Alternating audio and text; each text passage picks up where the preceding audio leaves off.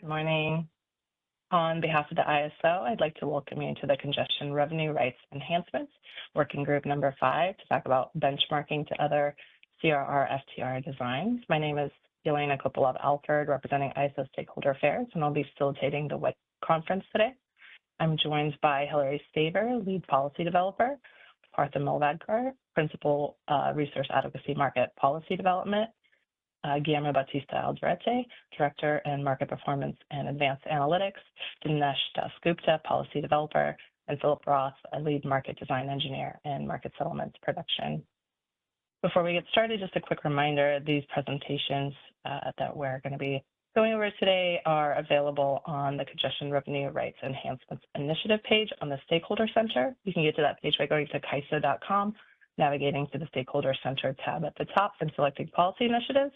That'll take you to our main initiative landing page, and from there you can navigate to the CRR Enhancements page, and the documents will be toward the top.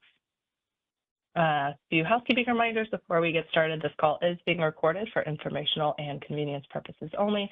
Any related transcriptions should not be reprinted without the ISO's permission, and the meeting is structured to stimulate dialogue and engage different perspectives, but please keep your comments professional and respectful, and please try to be brief and refrain from repeating what's already been said so we can manage our time efficiently today. To raise your hand, make sure you open the participant and chat panels from the bottom right of your screen, and the raise hand icon is nestled at the bottom of the participant panel. And if you joined outside the WebEx and you dialed in, you can press *3 to get into the question queue. And however you ask your question or make your comment, please say your name and affiliation first. And you can send questions in the chat either to myself or you can send it to all panelists. If you're having technical issues or need technical assistance, you can send a chat to the event producer. They show up as Intelor Events, and today's producer is Silas. So our agenda for today, I'm going to hand it over to Hilary Staver for opening comments, and then we will have our 3 presentations. Alfredo Moreno will present for ERCOT, and Nikolai Dimitriou will present for PJM. Then we're going to take a 10-minute break and come back to the MISO presentation with Ryan Dara, and Partha will be providing our closing comments and wrapping up for today. So here, I'm going to hand it over to Hilary Staver. All right. Thank you, Yelena. Good morning, everybody. Thank you for joining us, and welcome to the 5th meeting of the CRR Enhancements Working Group. We appreciate you all joining this morning.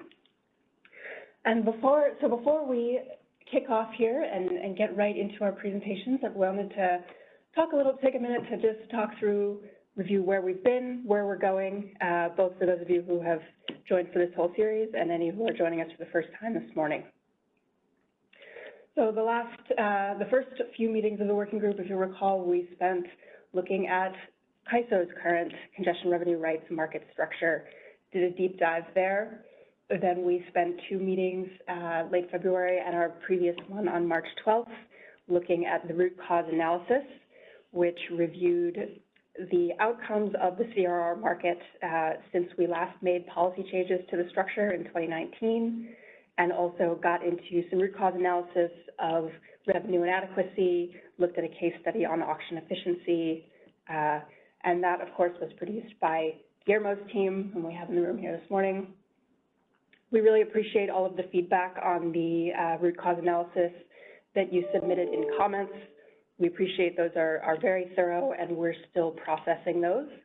But I did want to note that in our next meeting, after this one, we are going to be spending some time going through in more depth all of the feedback that we've received so far. But we have received those comments on the root cause analysis, and thank you very much, all of you, for your thoughtful engagement with that. I know there was a lot of material there. So that's where we've been. Then for today, we're going to be, as Yelena opened up at the top, we're going to be looking at other congestion revenue rights and equivalent structures at other ISOs. FTR, financial transmission rights, is a term that you'll hear throughout the day as well. And then looking forward into the next couple meetings, we are then going to move more explicitly into talking about goals and problem statements based on all of the discussion we've had about our current structure, as well as the other ones in other markets around the country. One thing I'll note there, some of you may remember, we had stakeholder presentations at our meeting in January, and there will be another opportunity for that at our upcoming meeting. So for any of you who would like to present your perspectives on the CRR market structure and your experience with it, who have not done so already, there will be an opportunity for that, and we would welcome your input there. That's about it for the timeline. So with that, let's move into our topic for today. This is a slide that you have now seen a couple times. We first brought it up at the opening meeting last November, but I wanted to come back to it again at the top of today as a starting point, because we have talked through, in this context here, some of the functions, that the core functions that precedent establishes a CRR market needs to deliver. And so we've talked through in depth how the CRR market structure here at CAISO fulfills those functions, doing things like allowing for hedging of congestion costs and allocating transmission revenues to customers paying for the transmission system. But we can take this today as a starting point to go in another direction, which is that there are equivalent structures that perform these functions in every other independent system operator balancing authority area in the country. And so as we have been talking through our own structure and thinking about how we might enhance it, we have found it really helpful to be able to talk to members of other ISOs about how they have approached these questions and structured their programs. And we thought it would be helpful for all of our stakeholders to have that opportunity as well as we're thinking about how to approach the problem statements and articulate those. And so today, we are very fortunate, as Yelena mentioned in the introductions, we're very fortunate to have 3 representatives from ERCOT, MISO, and PJM with us today to talk through their systems. Next slide. And so finally, before we get started here, I just wanted to take a minute to think about the value that we're getting out of these conversations. We really appreciate Alfredo, Ryan, and Nikolai making themselves available. And this is something that when we have approached these conversations, we found this helpful for understand why might we do this, understanding the range of what's out there, how these policy design challenges have been approached in other markets, thinking about whether there might be specific elements that are relevant to our enhancement efforts. We recognize that the circumstances are slightly different in every market, so not everything is interchangeable, but we found it helpful to think about where some of these elements might be relevant. And then finally, thinking about at the broadest level how other market designs in this space might ultimately inform our development of problem statements, which is where the working group is headed towards later this spring. So I think this, hopefully this sort of sets the stage for our conversations today. We also want to acknowledge that in our very first meeting back in November, we had many of you expressed interest in learning about other CRR market structures around the country. And so we hope that this will be a helpful conversation for you. And we would love to hear from you afterwards whether it's been constructive for you. So with that, I will turn it over to our first speaker, Alfredo. Thank you so much for joining us today. Thank you, Hillary. Can you guys hear me okay? Loud and clear. Coming through loud and clear. Perfect.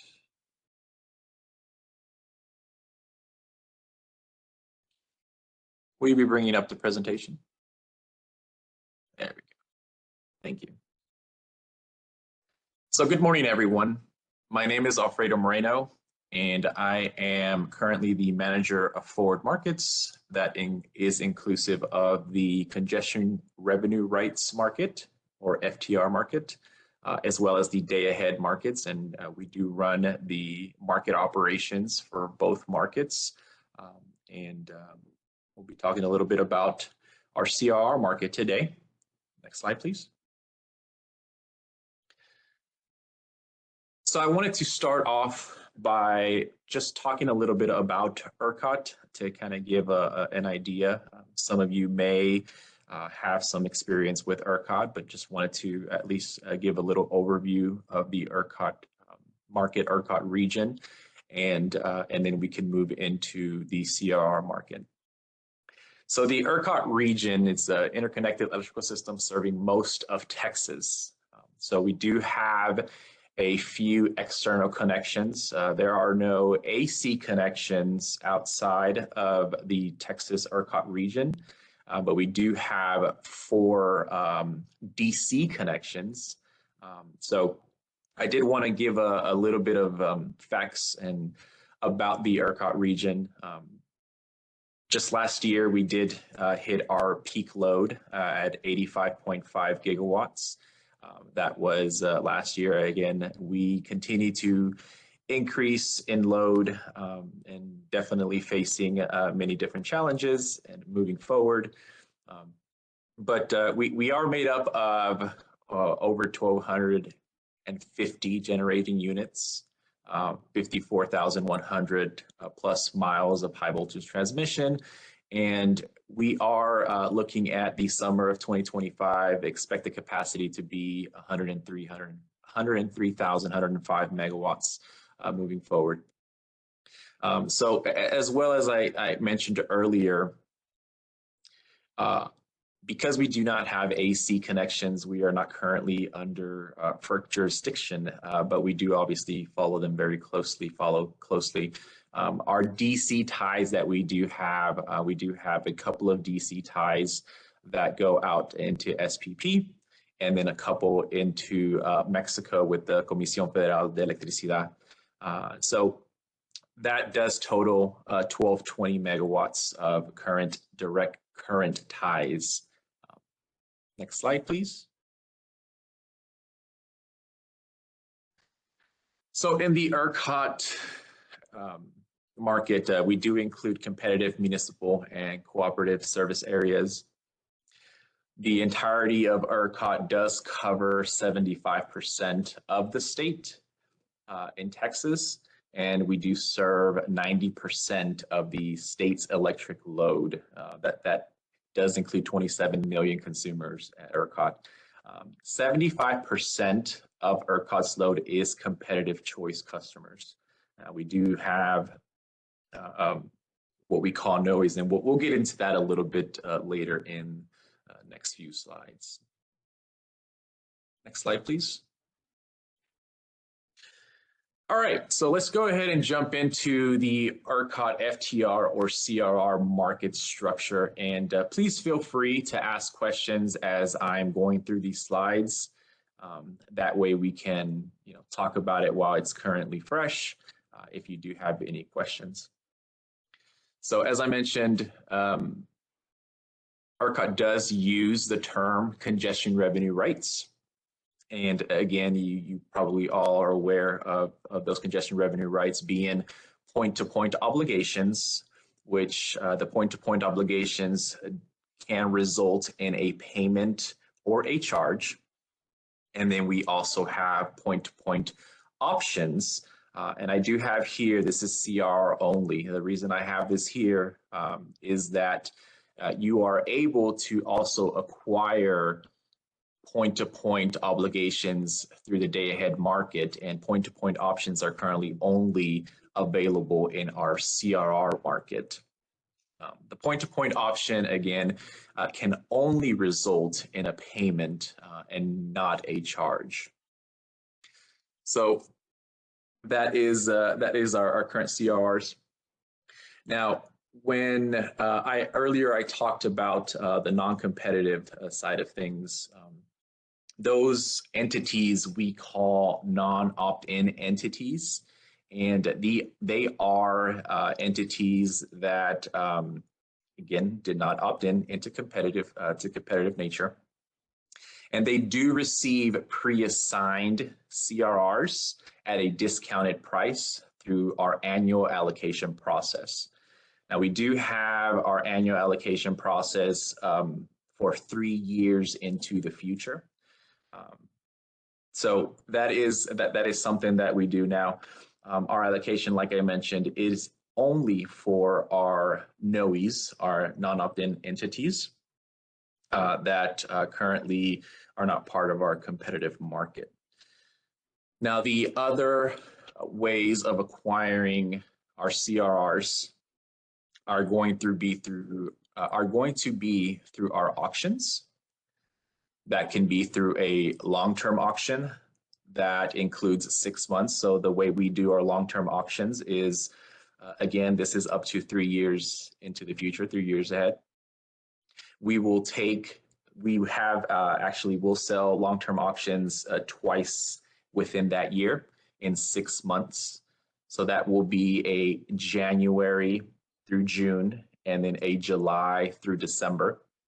And we will have 6 sequences, and we'll talk a little bit about that later on, but we will have 6 sequences in the long-term auctions, which is the opportunity to purchase CRRs through those 6 different sequences. You will also have the ability to acquire CRRs in our monthly auctions. And we do run our monthly auctions the month prior to the operating month. And then, of course, you are able to acquire CRRs through our bilaterally traded. All right. Okay. And so I did want to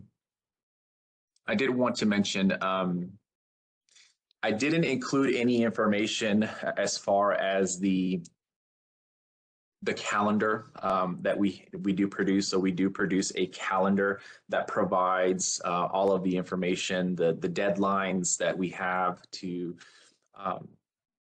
post out our model, to post out our price adders and that kind of thing. But it is available on our CRR website if anyone is interested. Next slide, please. Okay. All right. So let's talk a little bit more about the CRs that can be purchased in the day-ahead market. I'm sorry, in the CR market. See, I have to switch from day-ahead to CR many times, so excuse me for that. So in the CRR market, again, we are able to, or the market participants are able to acquire CRRs, options or obligations, and they have the ability to acquire them at any settlement point. So we do have over 900 plus settlement points. Within those settlement points, those can be resource nodes, which are specifically tied to a resource within our ERCOT grid. They can also be hub settlement points, which again, those are defined in our ERCOT protocols of 345 kV buses in our system. And then we also have load zone settlement points that are divided into the 5 different load zones within ERCOT. And again, those are all a aggregation or collection of loads within each physical load zone. All right, so those are the different types of settlement points that can be bidded on. Now, we do have a few rules with the settlement points. There are certain settlement points that you won't be able to bid into. So these settlement points are directly connected to or really related to our private use networks, our PUNs, and those will not be available for bidding.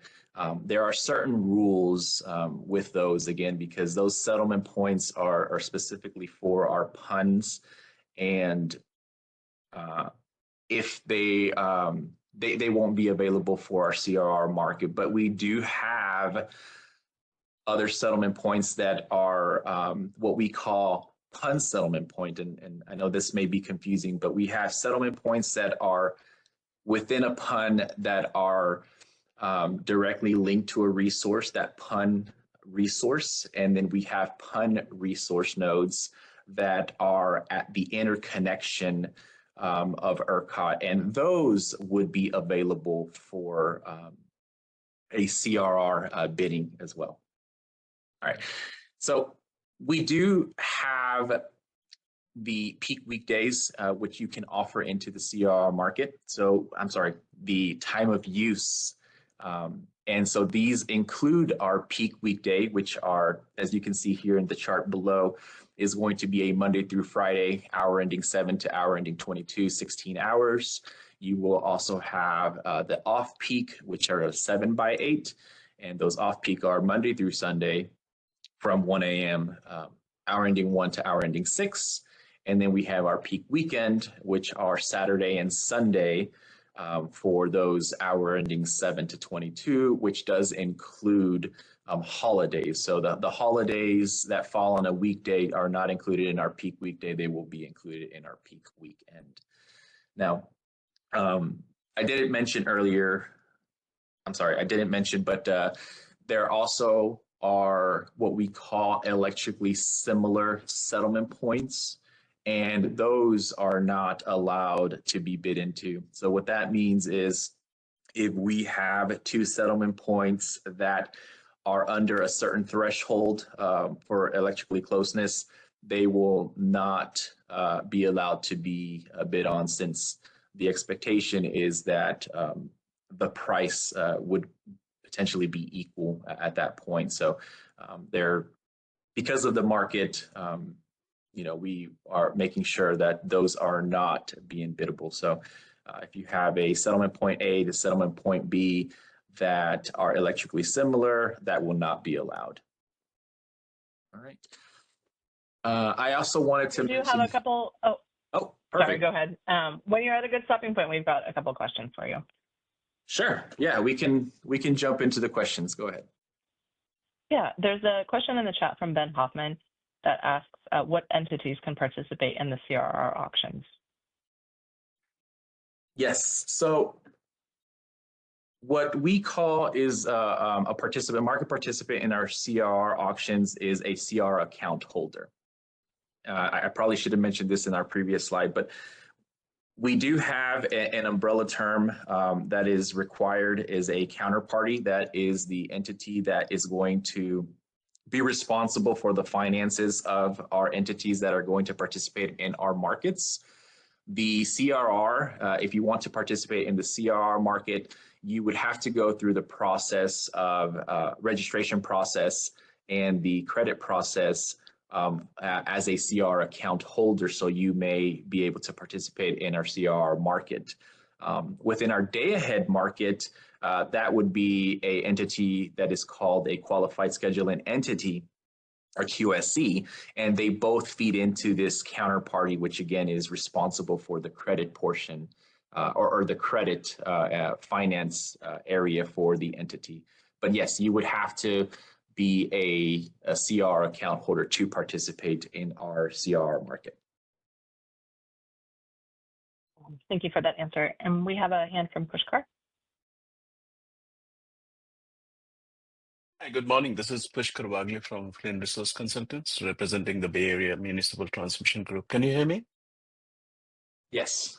Yes. Hey, Alfredo, we really appreciate you educating us on the ERCOT CRR markets. I have a question on page 4 where you talk about the PCRRs, the pre-assigned CRRs at a discounted price to the annual allocation process. Presumably, these PCRRs are allocated at a discounted price. That means it's typically lower than the price that you would pay in the competitive auction markets for CRR. Is that Yes, what you mean by it? Yes, that is correct. And we will actually talk in a few slides coming up here about the PCRRs and what that entails. Okay, I guess so. Yeah, that's why I was just seeking some elaboration on the press process that you ensure that it is below the the price that would be paid in a competitive auction. That would be great. And also, I think you're getting into that, but presumably also this number of PCRRs, the availability that is limited. And I was just wondering what are typical restrictions that you apply for it? And you got into some part of it, but are there other metrics in terms of the load and everything else that you would have some sort of restrictions on those PCRRs?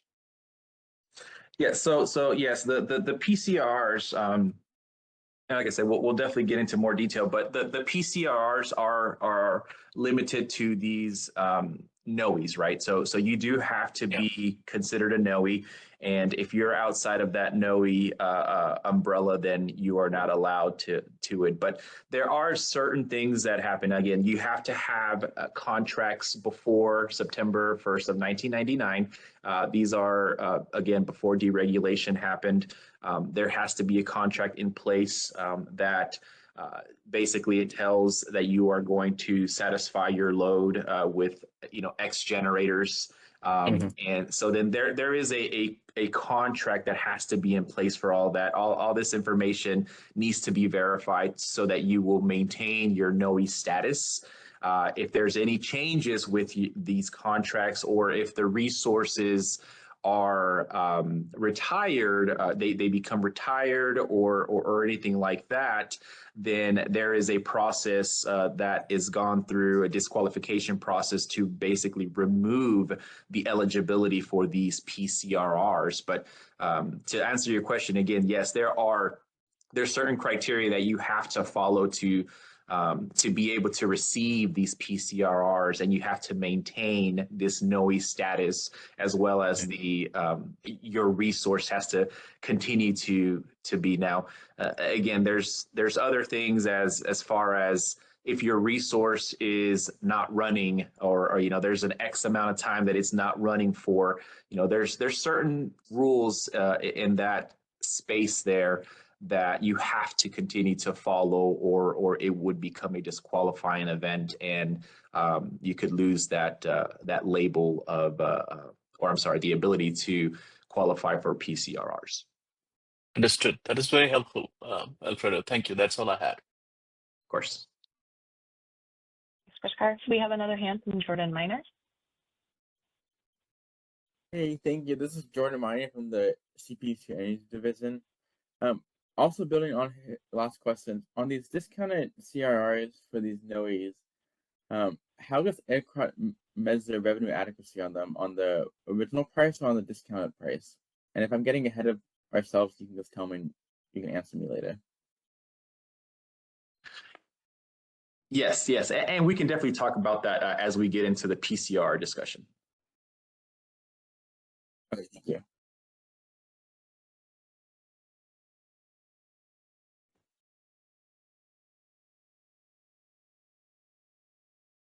I'm just going to finish these last two bullets, and I think we actually will be jumping into PCRs here soon, right after this. So, okay, and then I did also want to mention that we do have a 24-hour TOU that is available for our monthly auctions, which basically tells us that they want the entire week, all hours, entire month to be able to be bid in.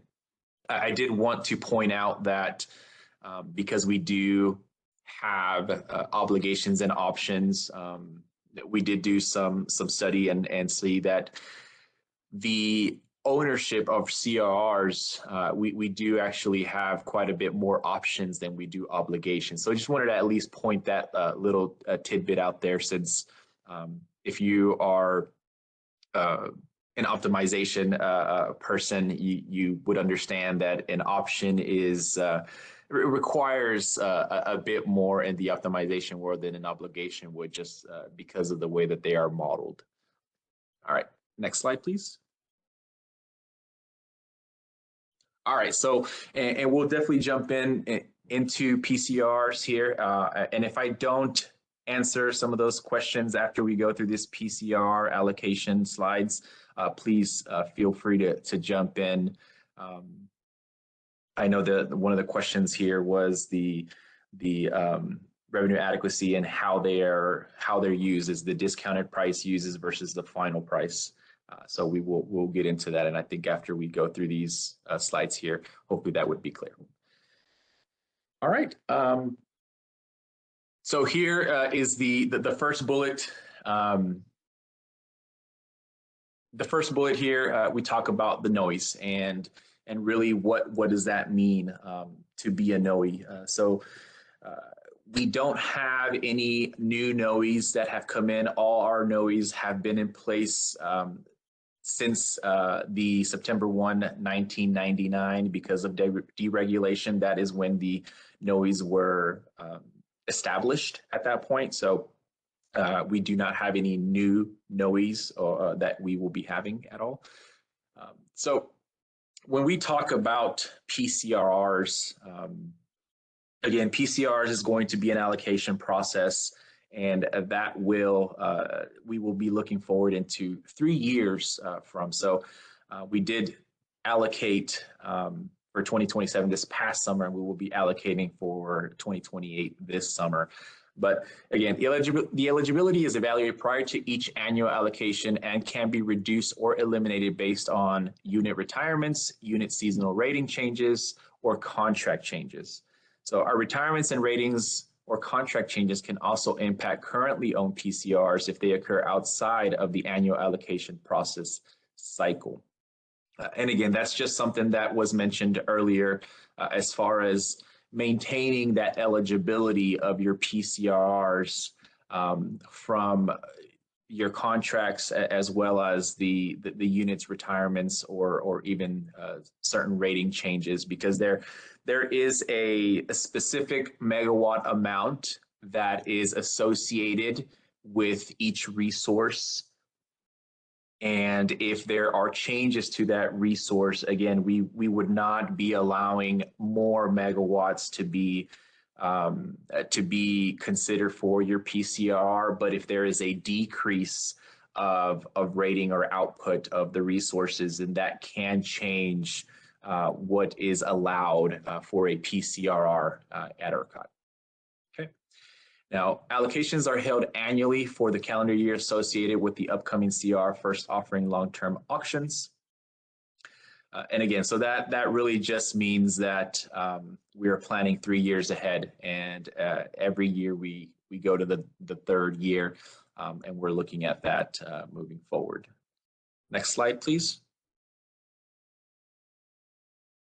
Okay. So I mentioned earlier megawatts and the megawatts that resources are eligible for in their PCRRs. So when we do our annual allocations, the NOE is only needing to submit nominations for the megawatts. Now, they are able to nominate those megawatts to be the full capacity that they're eligible for, or they can do anything less than that. And they don't have to submit a bid price. At that point, it is going to be laid on top of our model. And if it is able to be, if it goes through the SFT process, the simultaneous feasibility test, and it is allowed, then they will be fine. Okay. Allocations are run using the same network model as our furthest long-term auction. So I mentioned earlier, our long-term auctions are 6 different sequences, and I will talk about our long-term auctions later, but this furthest long-term auction that is talked about in this bullet is going to be the last 6 months or the first 6 months of the third year. And again, at that point, we do build each model for our long-term auctions. We do build them each for each sequence as well. We do build a model for our allocation model as well. So those are all going to be different models. So we will build a model for a monthly. We will build six different models for each sequence because they encompass 6 different months. But I'll get into that a little later. But I just at least wanted to point that out, that our furthest long-term auction is going to be what we call a sequence 6, which is the furthest out that we sell CRRs for. All right. So our awarded PCRs are charged a percentage of the path clearing price generator source to load zone sync in the associated sequence 6 CRR first offering auctions. Okay.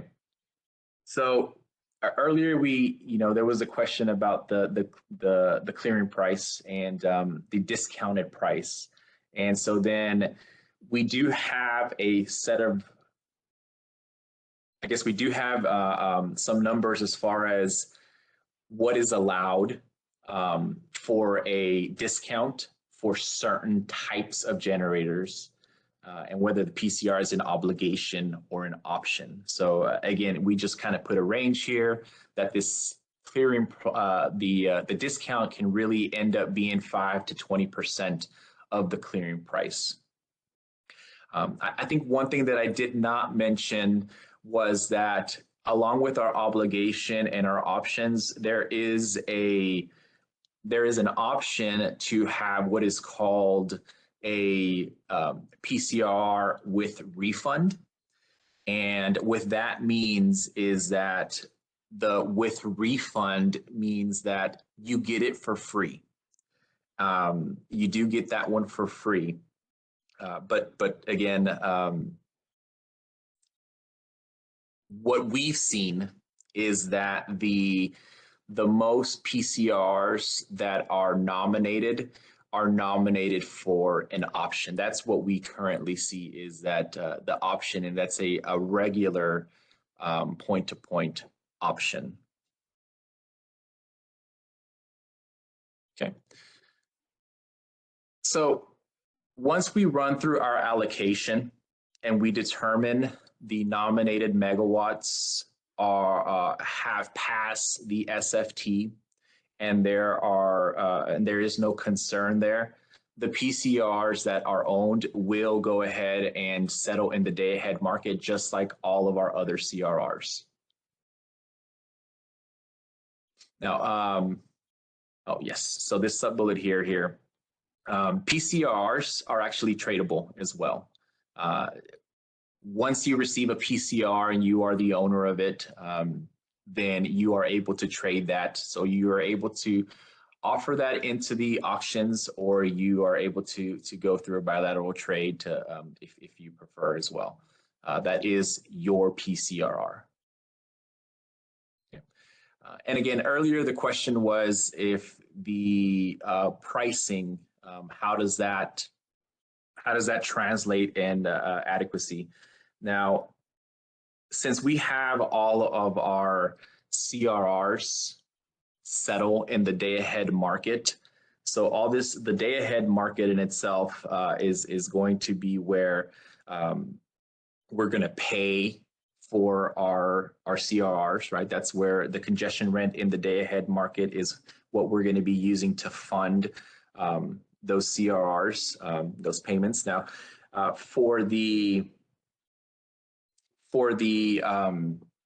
I'm sorry. So when you look at the actual cost of the CRRs, then the cost of the CRRs are going to be based on the pricing of the market itself, of that CRR auction, of the CRR auction. So it won't be using that clearing price. It won't be using that discounted price. It would be using that clearing price that we observe in our auctions.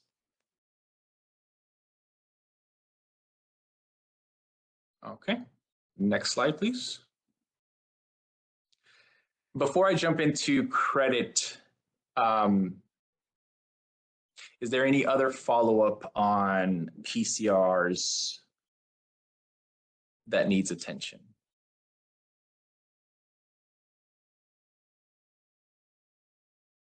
All right, I'll continue on. So now, oh, can we go back? Yeah, thank you. All right, so the next few slides, or next couple of slides here, will be on our market, our CR market credit, and what does that mean? What does that entail? All right, so I know earlier we actually answered this question, but the CR account holder is associated with a counterparty who is responsible for allocating credit for each auction.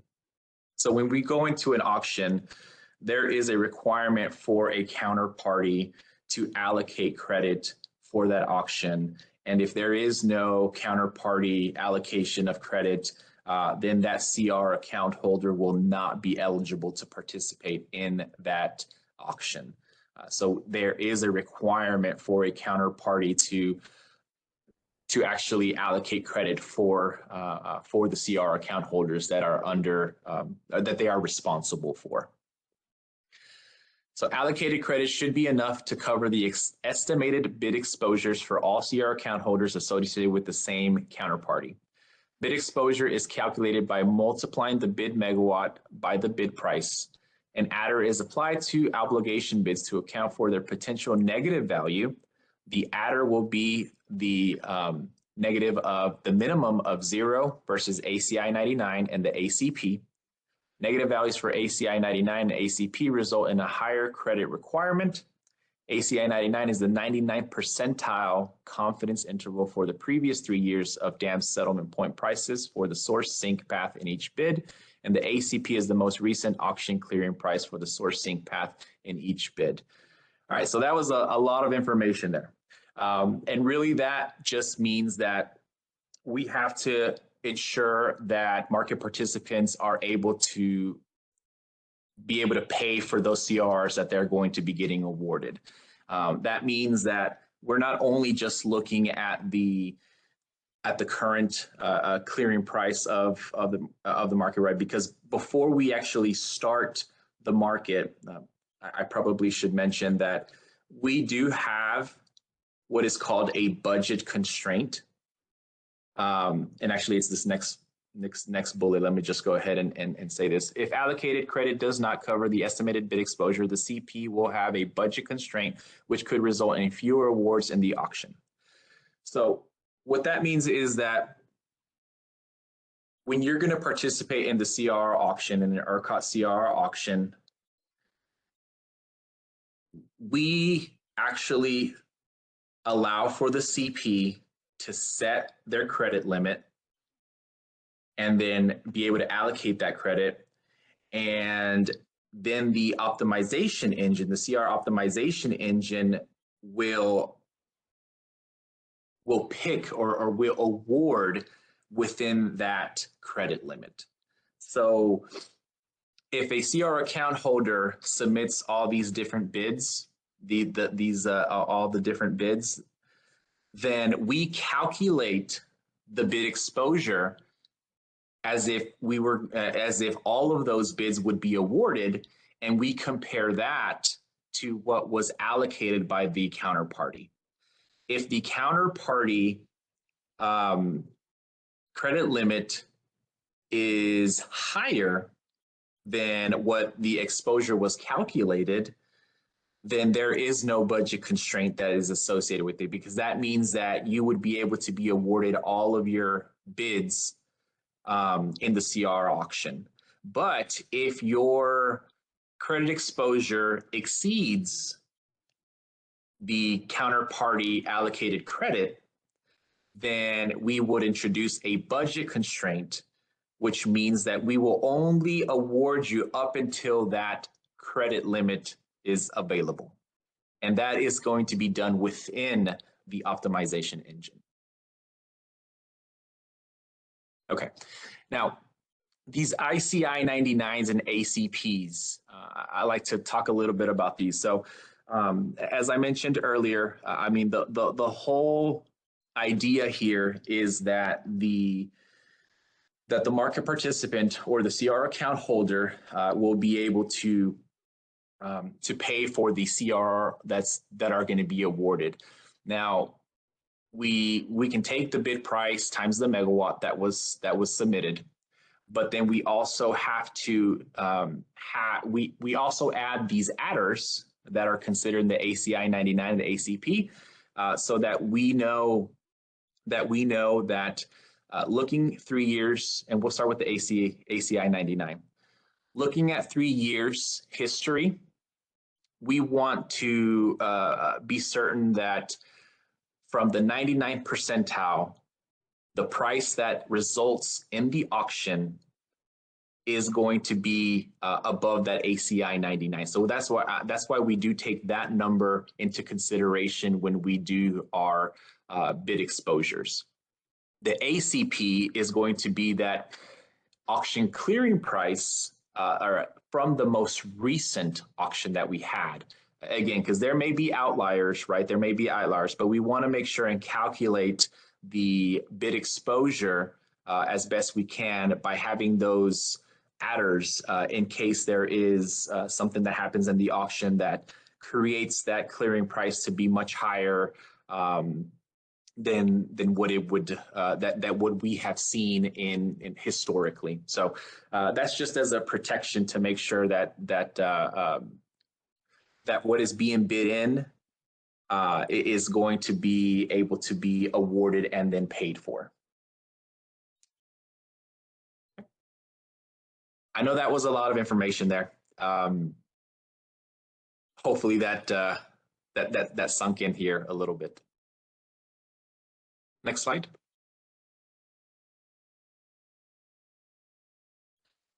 Okay, so once we run the actual auction and CRs are awarded, then the next business day is when we send out our invoices. So after that, that would be day one. Day one would be the invoice day. And on day 4 is when the market participants would then have the payment due to ERCOT. And then day 5 would be when the payment is due to our market participants from ERCOT. Okay, invoice payments are due to, oh, I just said that. So yes, so CR account holders, they are awarded in these auctions, and once these auctions run, they get awarded, but they will not have full ownership of their awarded CRs until they are paid for. So I did want to point that out. So if there is a defaulting where it cannot be paid for, then they will be removed. Those CRs will not be made to be owned by that CR account holder. Okay, ownership is required to settle CRs in the dam, offer CRs into future auctions, and trade CRs bilaterally. All right, so as I mentioned earlier, all the CRs within the auctions as well as those that were allocated, those will be cleared, I'm sorry, not cleared, they will be settled in the day ahead market. And then there's another mechanism that we won't really get into, but that if they choose to, or if they would like to settle in the real-time market, they have to go through this process within the day ahead market to be able to move those guys forward. But we won't talk about that as part of the CRR market discussion. Okay, next slide, please. All right. So as I mentioned earlier, we do go through that exposure to make sure that the CRs are going to be able to be paid for. But then once you own the CRRs, we do have a mechanism where now that you own the CRs, you do have to maintain a daily credit to cover that total potential exposure. So, which accounts for all associated ERCOT market activity, CRR, DAM, and real time. But we're talking about in terms of CRR, you own your CRs that were awarded, you've paid for them, and now you own them.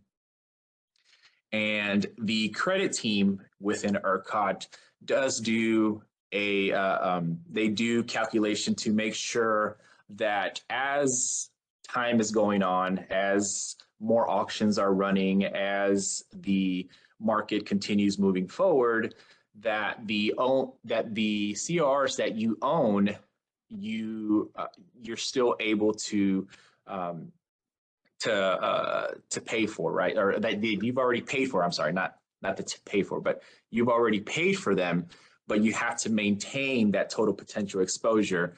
So we calculate the credit team does calculate this future credit exposure for all owned obligation CRs. Now, if this future credit exposure determines that your current holdings, you need additional credit to continue to own them, then there will be a credit call, what is called a collateral call, sorry. So CPs that do not maintain enough credit to cover their TPE will receive a collateral call from ERCOT credit. Okay. Now, if the CR account holders are unable or do not meet the collateral call, they do not satisfy the collateral call, then that would be a disqualifying event, and the CRR team would then take those CRRs and do a one-time sell back to the market based on, so they basically will put it up for sale to the market, and that entity, the entity that does bid into it and does win that, they will then take ownership of the CRs that were coming out of this disqualifying event. All right. Next. We have a hand from Mark Price. Sure. Oh, Mark. Hey, Alfredo. It's Hey. Mark Price. Yes. Mark Price from GC Energy. Good to see you over here. My question actually goes back to the PCRRs. I assume that process, given that there is a price involved, generates some revenue. What does that revenue go towards, or what is it used for, or who does it go to in the end?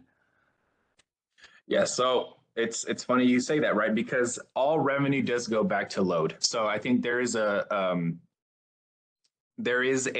slide coming up that does mention that. But yes, since you jumped the gun there, Mark, yes, it does go back to load.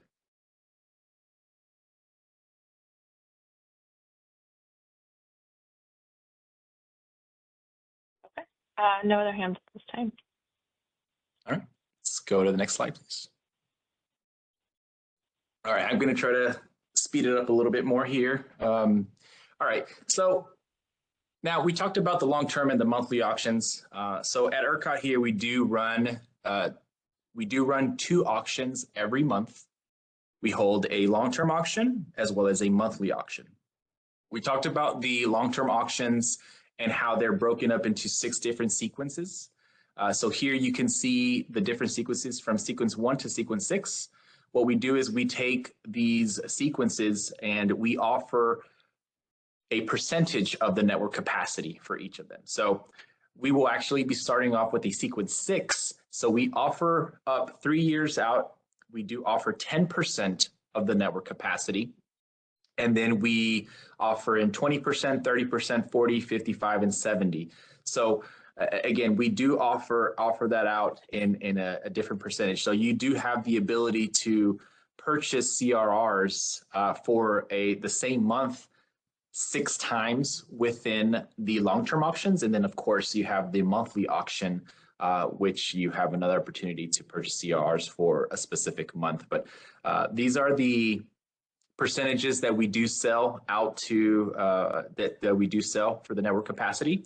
And then the monthly auctions, we do go to 90%. So I do hear there are some other ISOs that go 100%, but here at ERCOT, we only sell up to 90% of our network capacity. Next slide, please. Okay, and as I kind of described in the last slide here, here's kind of a visual of what that looks like from the 0% to the 90%, and how for each month you have the opportunity to purchase a CRR seven different times because of the 6 sequences and the 1 monthly auction that we do have. I'll give 2 seconds to visually see what I just said earlier.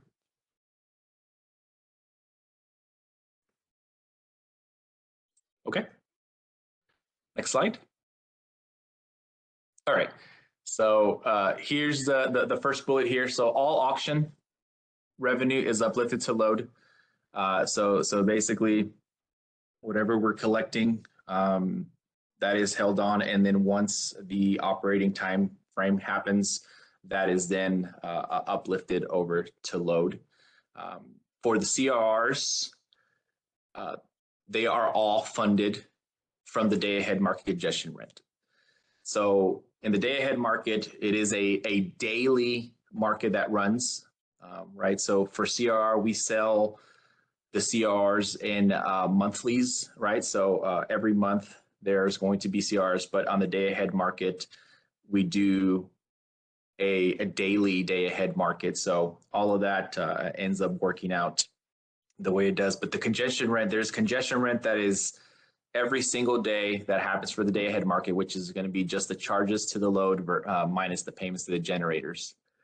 So one thing I think that'll be of interest is how we look at how we take that excess congestion rent, right? So if we have congestion rent and this congestion rent is enough to pay for all of the CRRs, then that is done. If the congestion rent is lower, then there will be some shortfall, but we'll talk a little bit about how that's kind of trued up in the next slide. But then, of course, if there's congestion rent that is above what is needed to be paid out to market participants, then that is then put into a balancing account, the CR balancing account. And we do have a CRR balancing account fund that we have on the side with a $10 million cap. And what that means is basically whatever excess we have from the congestion rent, after we've paid all of the CRRs, we do go and we put the rest of it into this $10 million capped fund, balancing account fund, and then the rest is in this it's within the CR balancing account. So I know that was probably a little confusing, but all the excess congestion rent, we have the balancing account. Within this balancing account, we also have a $10 million fund cap that we use to cover shortfalls that may happen, and this will happen at the end of the month. All right, so let's go ahead. Maybe it'll be a little bit more clear with the next slide here. Oh, actually, never mind. Go back. We do have a hand from Jordan Miner too, when you're ready for that. Yes, and go ahead and go to the next. The next slide actually might be a good visual for people to kind of see. But yes, go ahead with the question. So I think it's Jordan from CPUC again. In terms of this $10 million balancing account cap, Yes. the amounts we see in CAISO are a lot. So how often does ERCOT hit this cap, and when it hits the cap, what is the process then for that? Or you guys don't hit this cap, kind of, it's not an issue for you guys? Oh yeah, no. So we actually stay at the cap. If you can see here for at this CR funding slide here, the balancing account credit. So here's in the green, this is all the balancing account credit that we have. And then this black line here is what the actual balancing account fund total is for each of those months. And then the fund cap is that dash. So you can see here that we actually stay at this $10 million fund pretty consistently. And what that means is that as we settle every single day in the day ahead market to fund the CRRs, then we're able to actually, if there are any shortfalls, then we can, by the end of the month, cover those shortfalls so that all the market participants that had shortfalls will be paid out what was owed to them at that point, at the end of the month. So that's what this balancing account fund is there for. It is to make sure that if we have a consistent days where our congestion rent is not enough to cover the CRRs, then we have this this balancing account fund that we do use to be able to pay those shortfalls. And as you can see here, I mean, we're typically at this fund cap pretty much consistently. I mean, so, we don't really have, even though we may have individual days that have a shortfall, by the end of the month, they will be covered. They will be paid out. And anything that is above this $10 million cap, that is then all going to be given to the load by load ratio share. So that's what ends up happening. So with that specifically, I think even though we may have shortfalls on certain days, we're able to cover those shortfalls by the end of the month because we do have this fund that will allow for us to pay out what we owe by the end of the month. And anything above that is going to be paid out to the LSEs, to the load serving entities based on load ratio share. Thank you, Alfredo. This is also very interesting. So thanks for this presentation. Thank you for that question. We have a question in the chat from Ben Hoffman that says, how often do CRR payouts exceed the sum of auction revenue and excess congestion rent? Okay, if you can go to the next slide. All right, so here we go. So here's the slide that's going to answer your question here, Ben. So as you can see here, we look at every month and we calculate the cost of CRRs as well as what the value is going to be.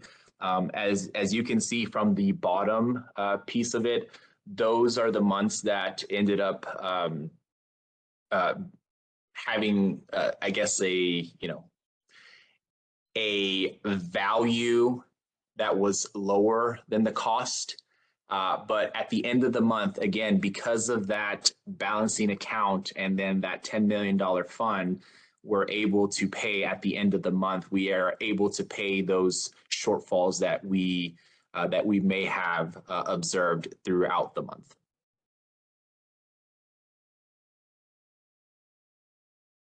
Thank you. And we have a hand from Callie Wells as well. Actually, quick question on this. Callie, go ahead. Question back on slide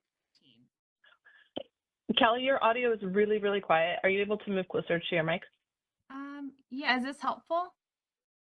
A little bit, yeah. Yes. Okay. Sorry, I will try. Let me see if I can switch some settings.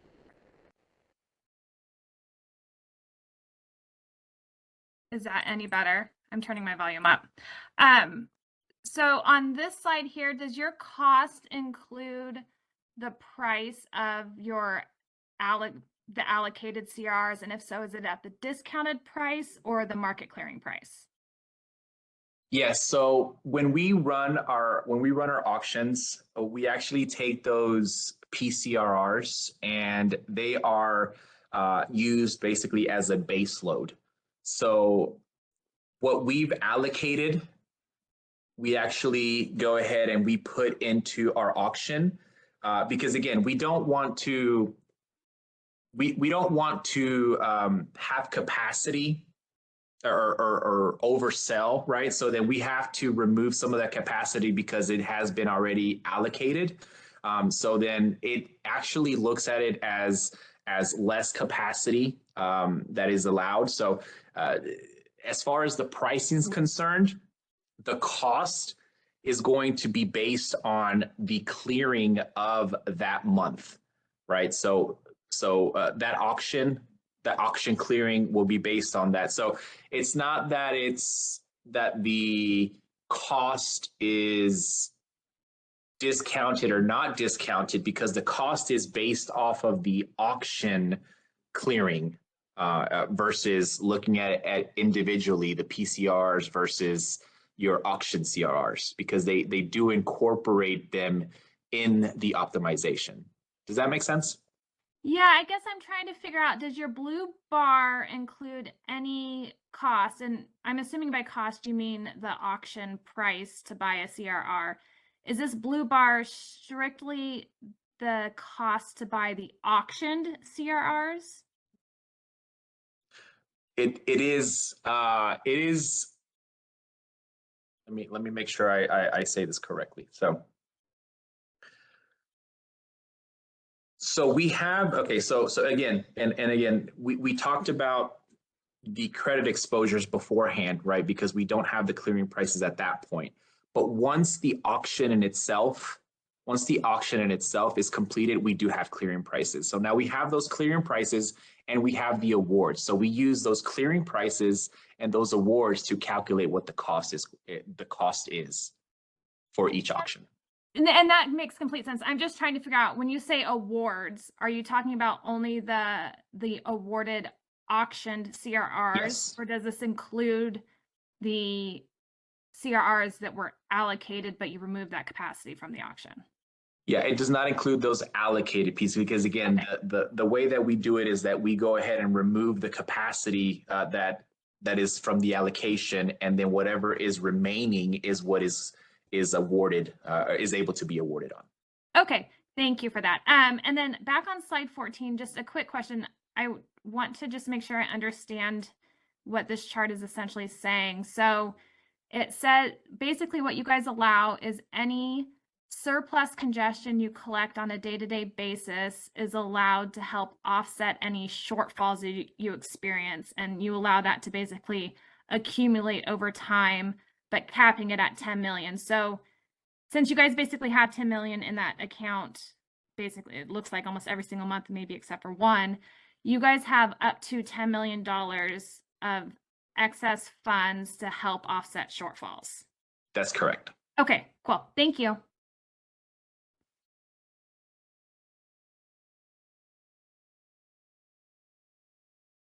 Okay, there's no other hands. All right. And that was all of my presentation.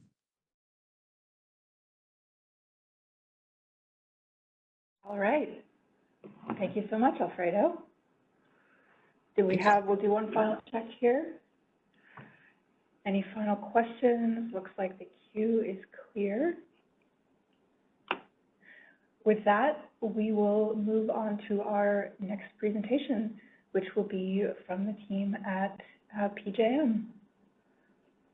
We have with us Nikolai, as you might have mentioned up top, and we're also joined by Zhuan Feng and Xiu Xu from the PJM team. Yes, sound check. Could you please confirm that you can hear me? Loud and clear. Okay, thanks so much, and good morning, everyone. My name is Nick Dumitriu. I'm the manager of the market simulation group at PJM. That includes the FTR and ARR analysis. And I have with me my colleagues, Zhuan Feng. He will lead the presentation, and also I have our senior lead engineer, Xiu Xu, to help with any additional questions. Next slide, please. So we structured the presentation to be, focused on the first part on the ARR, on the auction revenue rights, the grandfather rights that low-serving entities have. And Zhuan will go through details, how we allocate them, the auction process, how we value them. And then the second part is the financial transmission right, the FTR overview, where this is more extensive part, where again, we'll go through the detailed formulas and schedules and how we value the FTRs. And in the end, we have one last slide, set of slides where we are going to talk about a couple of other topics related to ARR and FTRs. That being said, Joan, would you please take it from here? Sure, thank you. Good morning. My name is Julan Feng. Like Nick said, I'm with the Market Simulation Department. Today, I'm going to talk about those topics. Can we go to next slide, please? So, or ARR overview. Next slide, please. I noticed different RSO ITOs, the ISO RTOs may use different terms. So, yeah, allow me to explain what we use in the PJM market. So ARR stands for auction revenue right. So basically, ARR's entitlements are allocated annually for annual ARR to the firm transmission service customers that entitle the holder to receive a allocation of the revenues from the annual FTR auction. So yeah, firm transmission service customers, you can consider them as LSEs, load serving entities. So once ARR received awarded, the ARR holders, they can either choose to receive an allocation of the revenues from the following PJM annual auction, FTR auction, or they can choose to self-schedule the ARR into FTR, into the in the following FTR auctions. The major difference between those two choices is like if you prefer a more stable price, you can do the first one. Just keep the ARR awarded to you because the price would be fixed for the whole year because it's depend on the FTR clearing price. If you choose to do the self-schedule, basically convert the ARR into FTR, then you're going to expose yourself to the little bit more volatile price return in the FTR market. Next slide, please. So why do we have ARRs? First of all, let's keep in mind the loader serving entities, LSEs, the major party pay for the added transmission capability and the embedded costs. So because of that, they can make ARR request based on active generation resources that historically serve the load in each transmission zone. So PJM allocates the ARRs to the LSEs for the purpose of preservation of their historical rights. So ARR can serve as an alternative to FTRs. The major difference is for FTR, you have to participate in the FTR market. There could be a cost for that. You have to pay to obtain FTRs. But for ARRs, we allocated that to the LSEs. They don't need to pay anything for that. Next slide, please. So yeah, this is a very basic one talking about the value of ARR. The major component for ARR in the PJM market is composed with 2 points, which will construct a path. One point is we call the source. Another point is we call the sink, and also the megawatt amount along this path. For the LSE to nominate it, to request. And so the value of the ARR, we also call that ARR target allocation in our terminology. It's equal to, basically, it's equal to the difference, equals to the auction MCP price difference. MCP here meaning the market clearing price in the following annual FTR auction. The price difference between the sink and the source.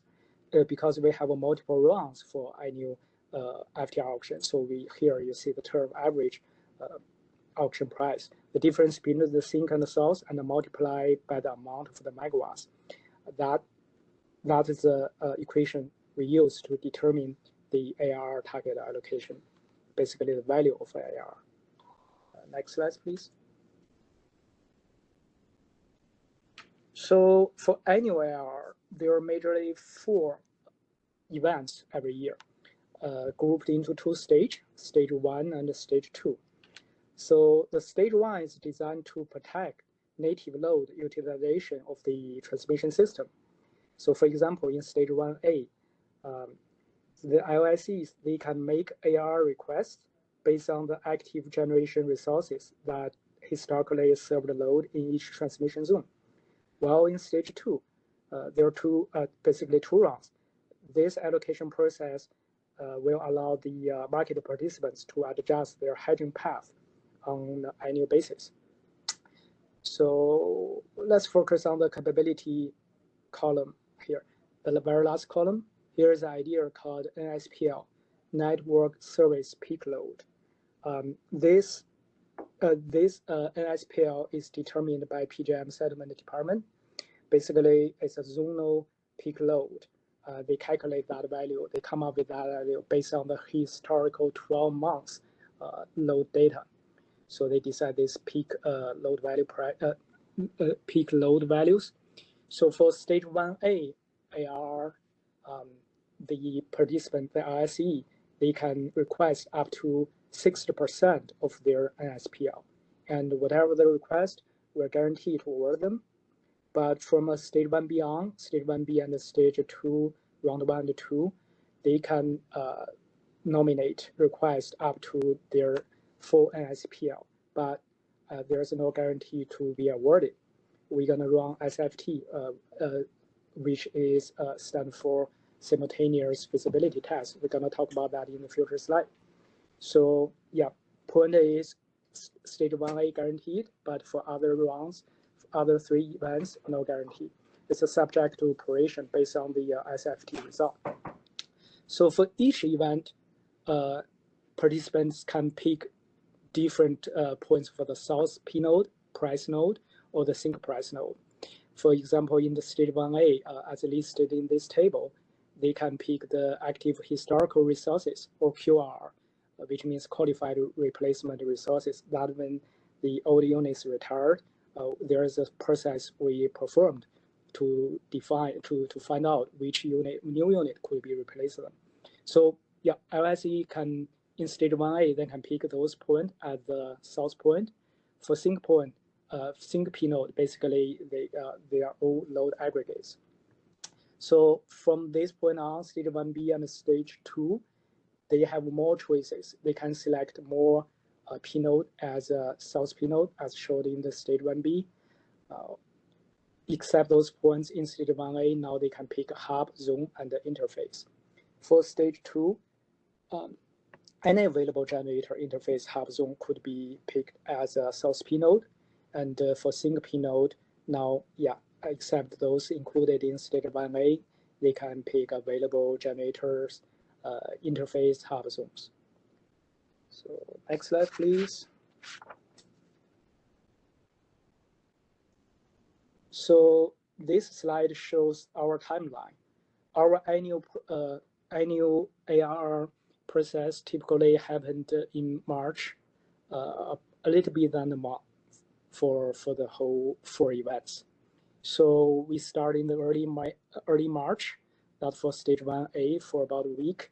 Then we go for the stage 1B. After that, stage 2 rounds. After that, we go into the stage for the annual FTR auction, which includes 4 rounds. In between, they can do the AR trading, and in the stage, the round 1 of annual FTR auction, they can do the self-schedule. So next slide.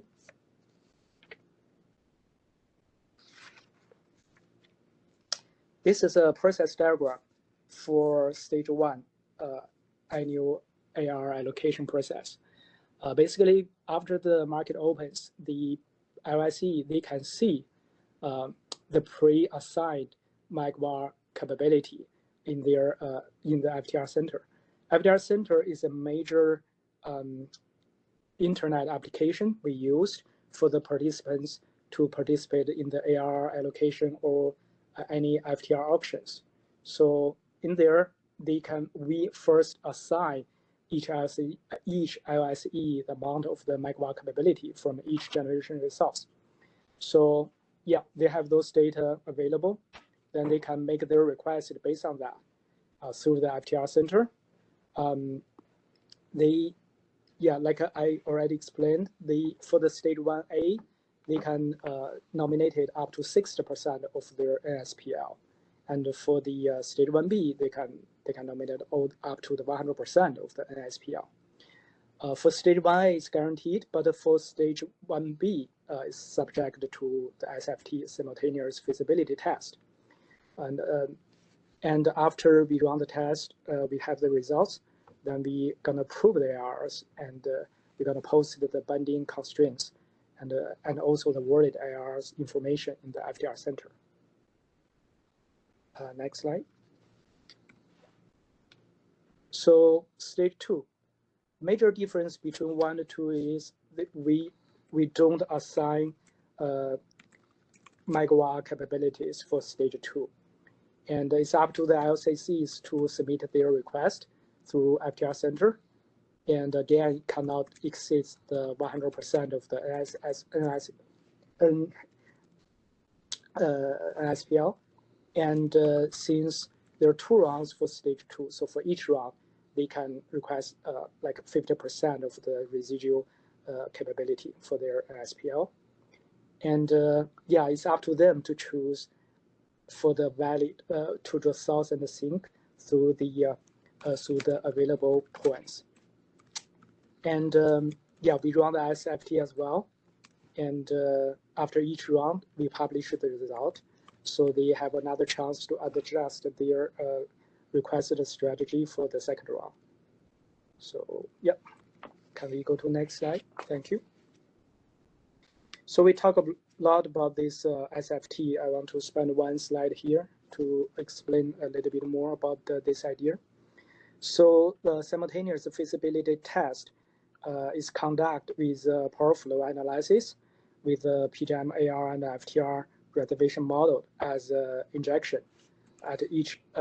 Basically, for the cells we model them as injection, and for the withdrawal or sink we model them as a withdrawal. The power flow program will calculate the megawatt flow on each branch and determine if the requested AR or FTR later can be supported by the transmission system. So it's an important function in our clearing engine. For AR, we don't want to do our allocation. We have to respect the system physical limits. But it is very important to notice that this SFT is not a system reliability test. It's not intended to model the actual system conditions. But it's very important to apply this test to ensure the energy market is revenue adequate under normal system conditions. So next slide, please. Except the annual ARR, we also offered several other different ARR products. The first one called the daily ARR reassignment. This is for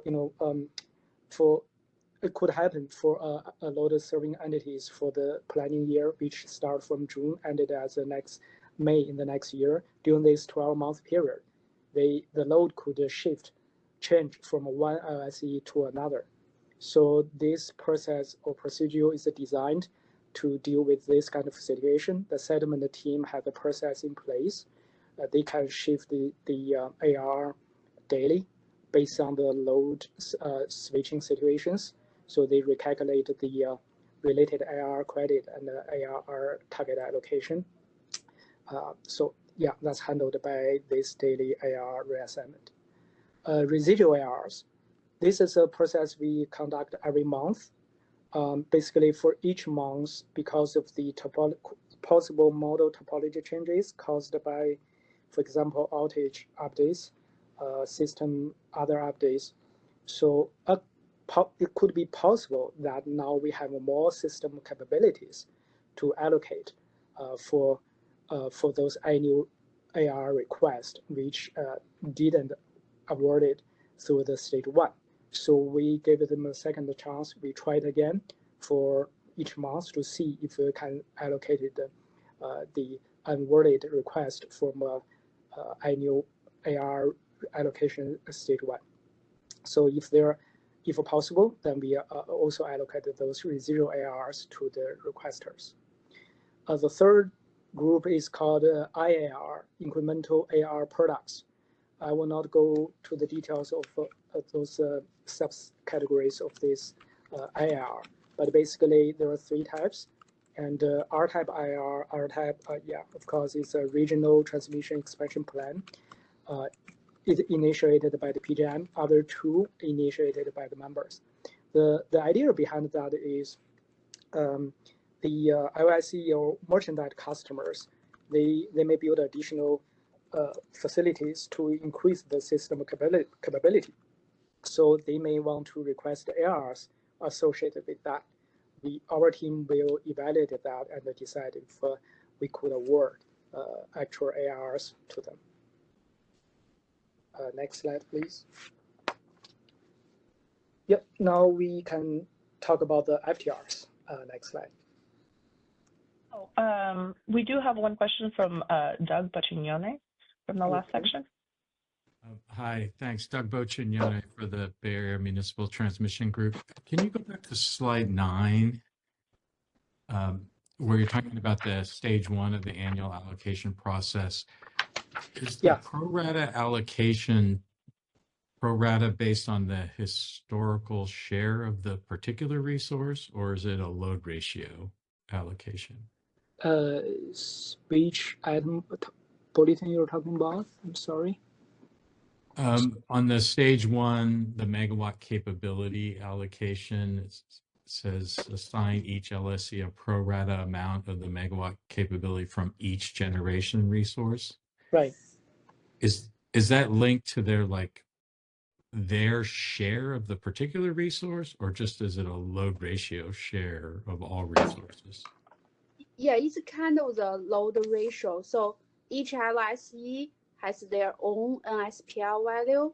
So compared to the zonal value, so they get a certain percentage. And historical capacity resource, we kind of use that capacity megawatt from that resource and times this load ratio. So got exactly megawatt for that entity LSE.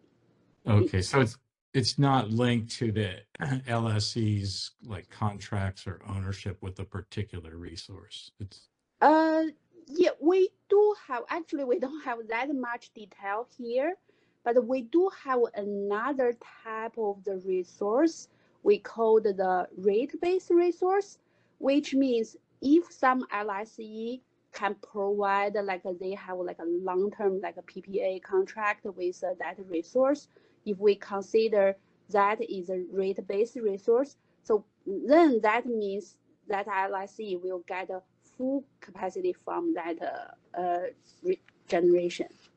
Yeah, we do have these types of things, but I will say overall for all the stage 1 resource we published, maybe less than 1% we have that type of the generation.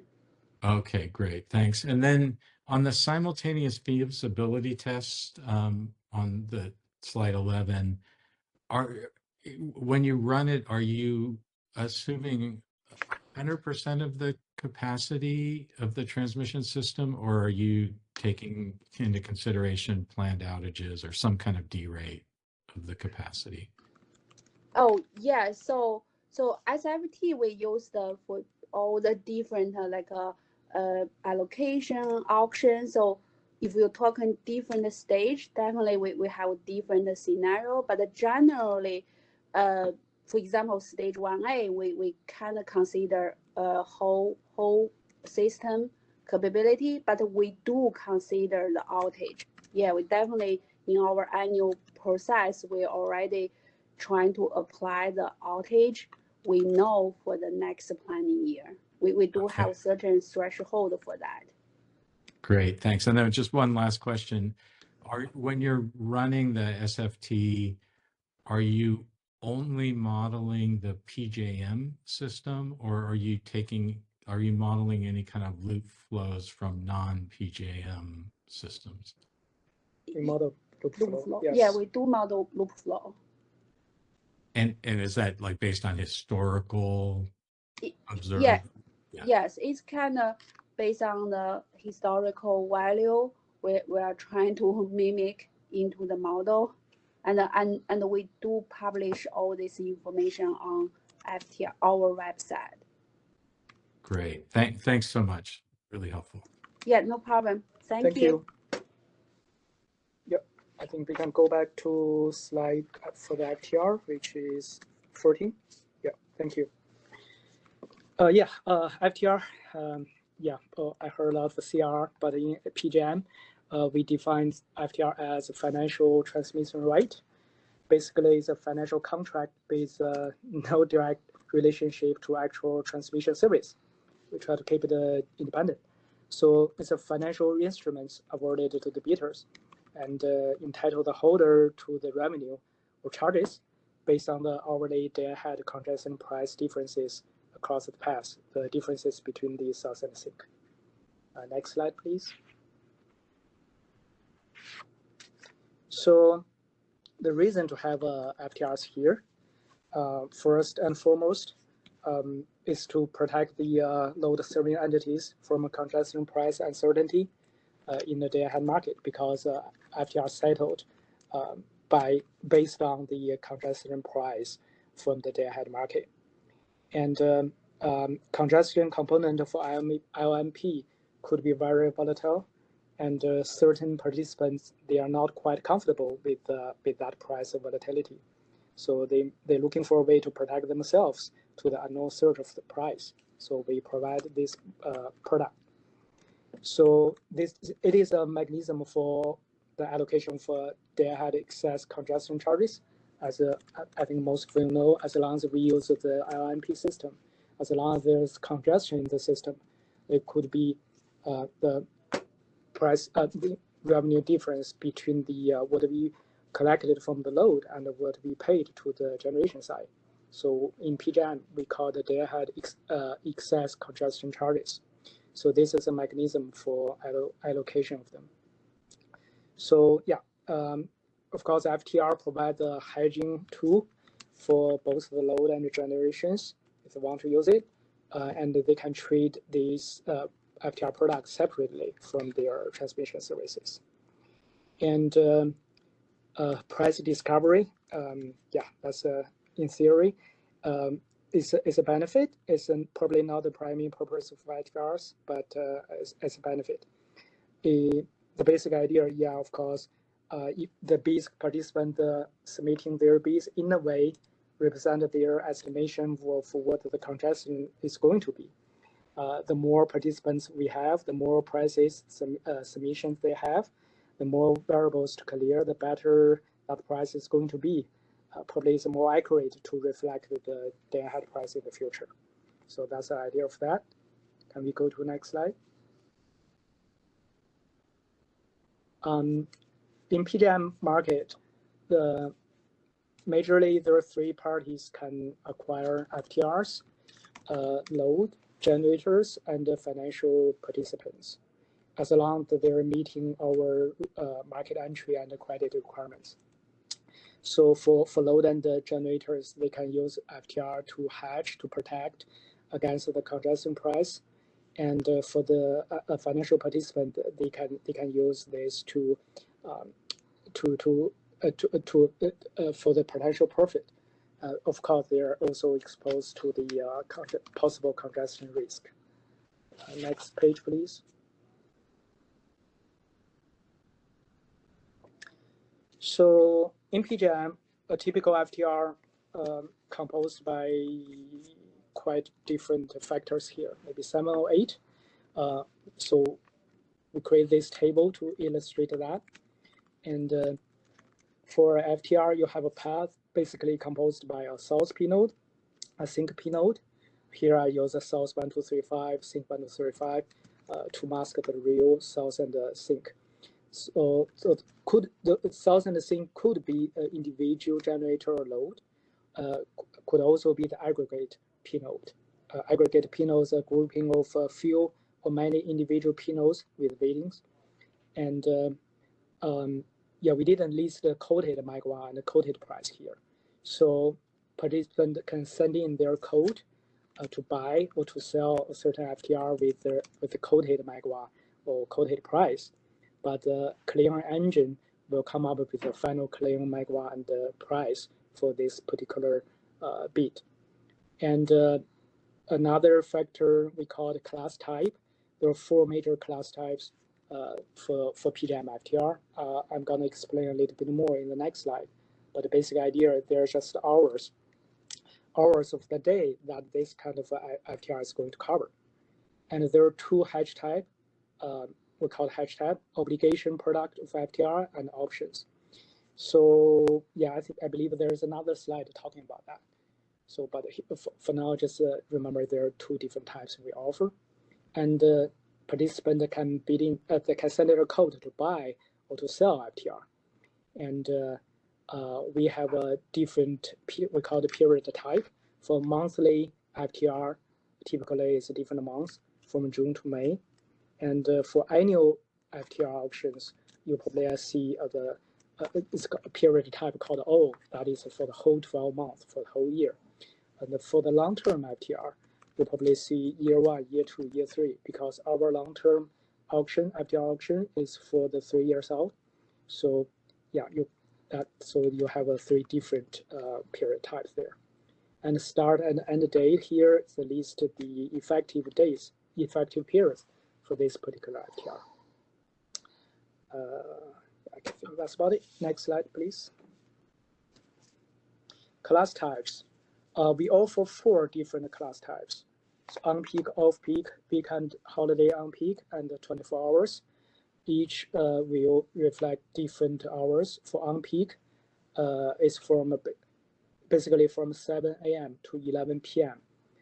For each weekdays, except the NERC holidays. And off-peak is for the whole week between 11 p.m. and 7 a.m. And for another tab is called weekend holiday on peak. Yeah, just like the name implies. It's only for the weekends and the NERC holidays for the on-peak time between 7 and 7 a.m. to 11 p.m. 24 hours, that's covered for 24 hours. So next page, please. Yeah, this is a basic idea to obtain an FTR. So like I explained before, to construct an FTR, you have a source point, you have a sink point, you have a megawatt amount. So the cost to get an FTR basically is really based on the market clearing price, MCP price between the sink and the source. The difference of that multiplied by the amount of the awarded FTR megawatt is the cost for the participant to obtain this FTR. Next page. So the next previous page explained the cost. This page explains the value of the FTR. Again, we call it, in our terminology, we call the FTR target allocation. So it's also depend on the price difference, but this time it's of course it's depend on the day ahead market congestion LMP price difference between the sink and the source, and the difference multiplied by the awarded FTR megawatt value. That is what this FTR really worth. That's the value of an FTR. Next slide, please. This chart shows how the fund flows in the PJM AR FTR system. So the bottom one is the hourly congestion. So basically, it's the difference between what PJM collected from the load in the day-ahead market and what we paid to the generation, the difference between those two parts. Then this pool will fund the FTR auction, will fund the FTR holders. Then the FTR revenue from PJM point of view, the money we collected from the FTR auction, and will fund the ARR holders for those whoever have the ARR in their hand. The money will go from the FTR auction revenue to fund the ARR allocations. Yeah, next slide, please. This one explains the 2 major products we offer. Basically, as explained in previous slides, the FTR value for obligation is depend on the price difference between the day-ahead congestion price for the sink and the source. For the two hedge type, one is called obligation, another called option.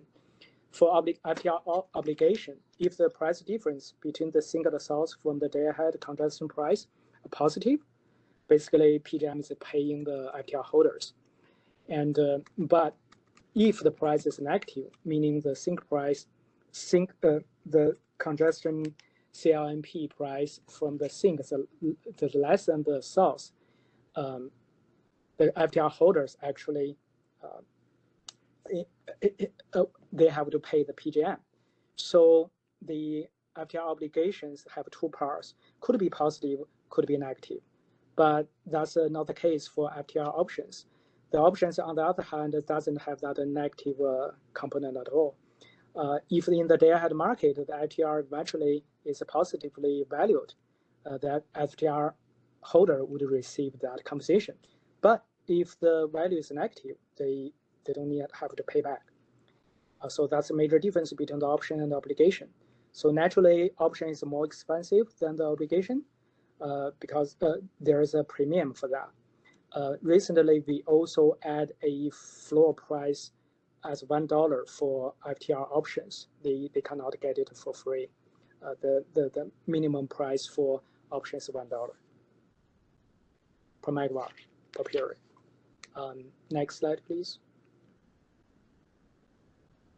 So the way to obtain a FTR, we organize different kind of auctions and also a secondary market. Let me explain one by one. Yeah, we have an annual auction. In the next slide, you're going to see there are 4 rounds, multiple period, different products, option and obligations. And we auction out the entire system capabilities, except those approved long-term FTRs. Long-term auctions, PJM organize, we auction out the 3 years out capability of the system, but it's only the residual system capabilities, assuming self-schedule for all the annual ARs. For the monthly auction is whatever leftover capability, and also people can obtain FTR through the secondary market. We're going to talk about more about that in the future slide. Next page, please.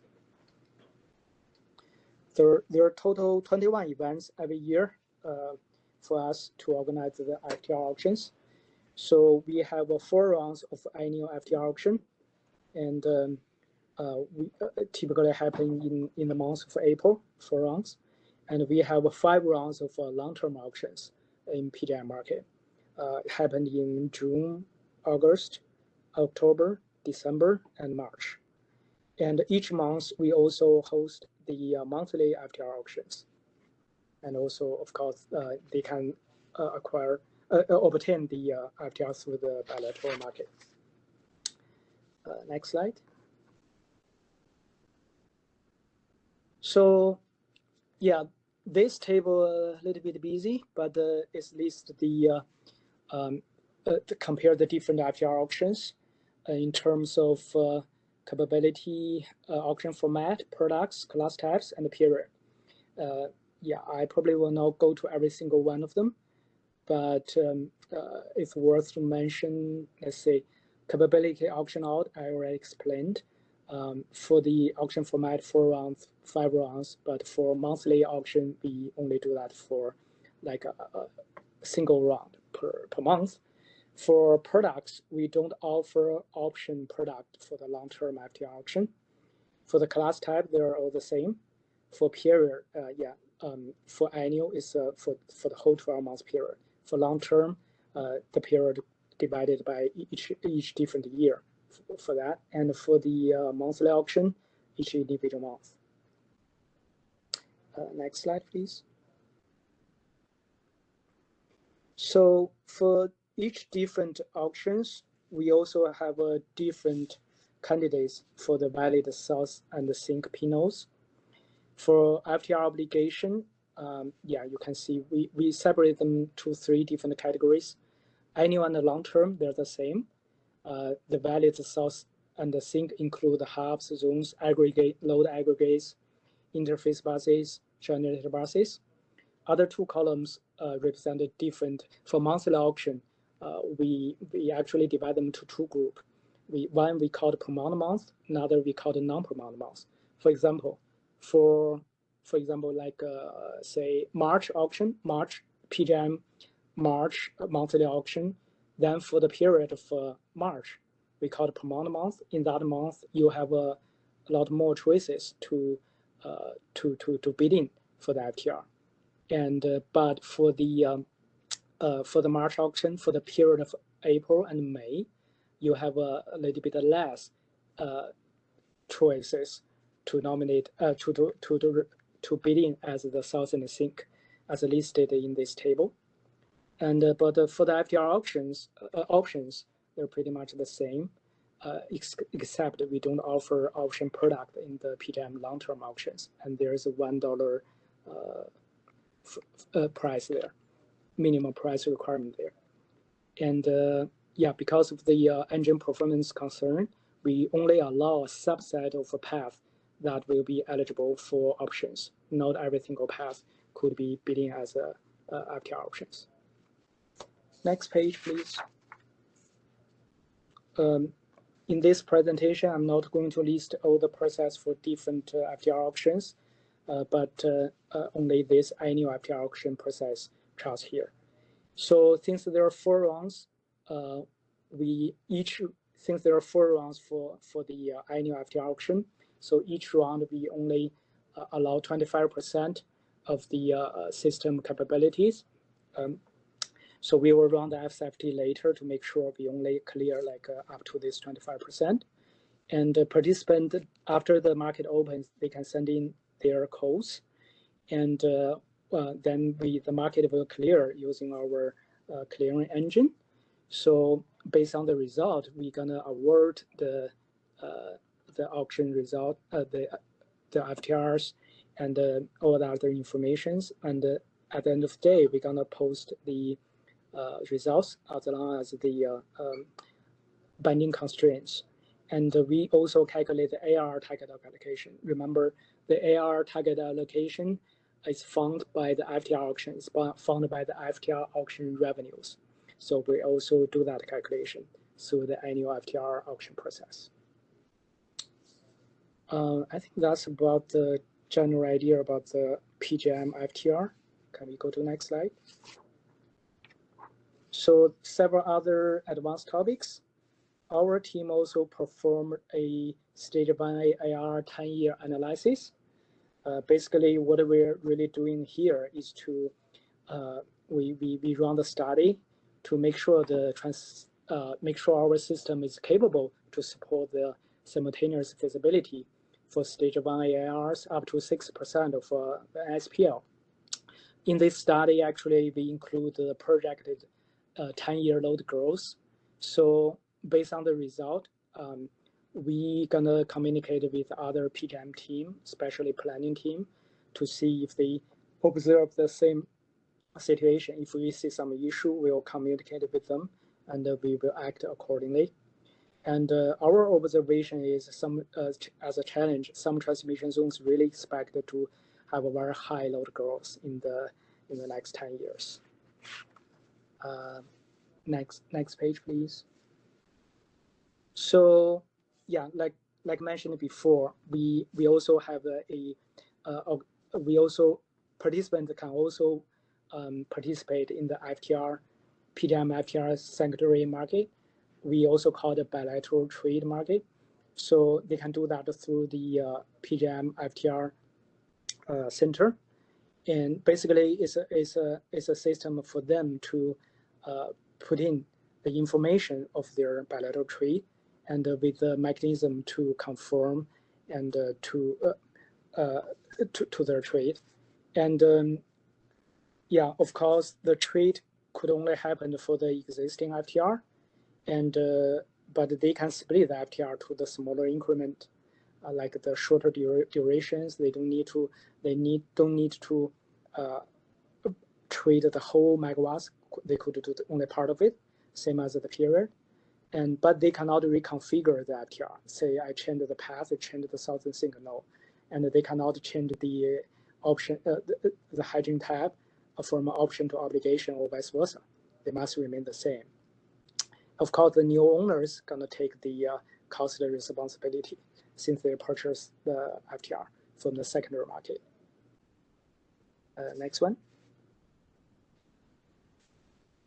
Okay, yeah, my manager is supposed to talk about this, but he is already going to the next meeting. We also have a meeting. We have a hard stop at 2 p.m. Let me try to finish that as quickly as possible. So we also publish the data about the revenue adequacy in the PGM website. We have a page called the FTR page. There we gonna post the FTR credit by month information. So from the there's a screenshot we put here. You can see during the time of the 2021, I believe, between 2021, right, to around that time, we had some issue for the revenue adequacy. But after that, we fully found it for 100%. Next slide, please. Yeah, reference page. You can find all the information I presented today from PGM Manual 6 or a page we call the PGM FTR page, at least there. And if you have any further questions, you can always send an email to this FTR group at pgm.com.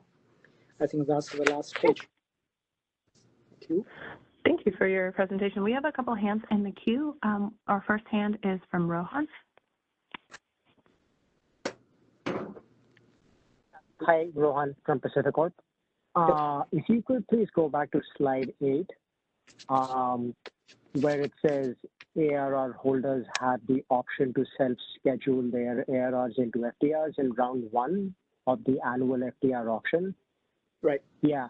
My question is, do they have the option to self-schedule their ARRs into FTR obligations or FTR options, or is it only FTR obligations? Only obligations. Yeah, they can. And if that's the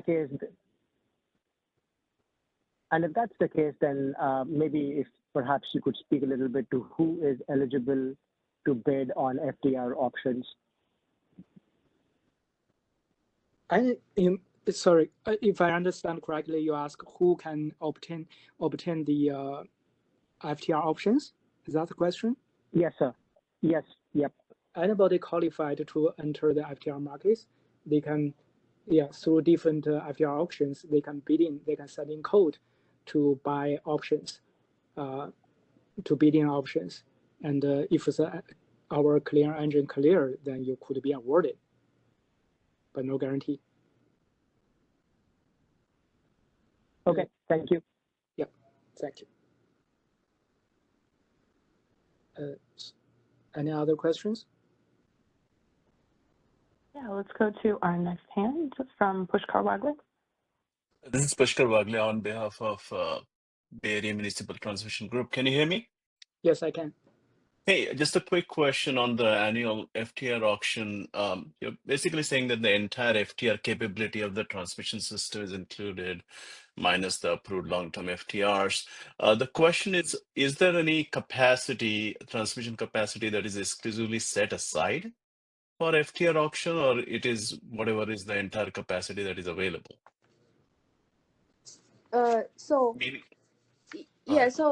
Remember, before we talking about the, we do consider the outage. So for the annual auction, so we do consider the outage. So that's is one kind of the reduce transmission system capability, and also we do have also consider, for example, we use like a market to market flow. For market flow facility, we are not use any physical rating. We use an entitlement. Mm-hmm. So if you're familiar with that, and also also we mentioned the loop flow. So we do model some fixed loop flow in the model already. So they will take out some capability, and also we kind of also kind of consider like a market limits. So we have some called the uncompensated flow. So that is also part of the reduce system capability. I see. But you're not necessarily setting aside certain capacity exclusively for the FTR auction. You mean, yeah, we do have, if you're talking about I'm not sure if you're asking about the valid source sync P-node list. We do post that before the annual auction. So it generally, our generator will be public, but not guarantee everything is public. I understand. But you're not applying any, like we have here, certain global derate factors. In addition to setting aside capacity, you're not applying any sort of broad-based derate factors that certain, that you just decide that 20% of the capacity is not available for FTR auction. You did answer a question about the scheduled maintenances and plan outages and things like that. But beyond that, you're not applying any derate factors as such. Is that right? Depend on the system situation and depend on the language we in our tariff and the manual, we consider different procedures for different scenarios, and that's all I can provide at this point. Okay, thank you for the answer. That's all I had. Thank you. Thanks, Pushkar. We have a hand from Mark Price. Mark Price, DC Energy. Thanks, Nick and team, for providing this this education. Wondering if you go to, I guess, the last slide that you guys presented. The previous presenters, Alfredo of ERCOT talked about, or not this slide, the slide right before. Alfredo had talked about surpluses going to a fund that then helps fill in for any underfunding that is seen in any month or previous month. Can you talk a little bit about how PGM treats surpluses and if those are allowed to offset periods of underfunding in PGM? If you're talking about like, for example, for certain months, we have access, and if this fund can go to the next period, that answer is yes. But is that what you're asking for? Yeah. Do you have any more detail on that? I think it might be on a planning year basis. I forget exactly how you guys end up doing it. Okay. It's a complicated process. You can find in our manual, but the basic idea is, so for example, for each month's auction, if for 1 month we are short for money, but if for previous months we have excess, then that amount will move in to cover the shortfall of this month. If by the end of the year, if the amount we have extra, then we consider that 100% covered, right? And the excess of the fund will go to the AR holders in that situation. Perfect, if there is a deficiency or revenue inadequacy, then the shortfall basically through a complicated process, but eventually will be prorated down to the FTR holders. They will cover that shortage.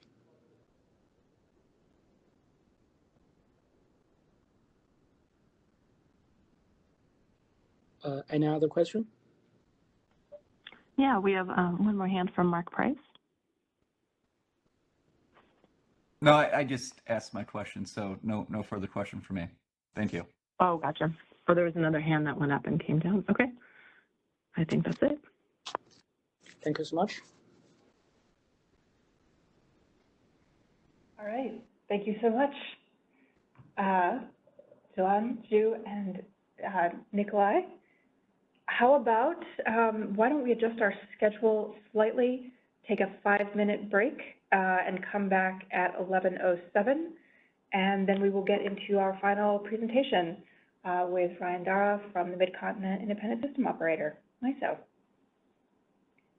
Thank you very much, PJM team, and we'll see you all in 5 minutes. All right, welcome back, everybody. We will now begin our final presentation of the morning. This will be from Ryan Dara of the Mid-Continent Independent System Operator. Ryan, the floor is yours. Thank you for joining us.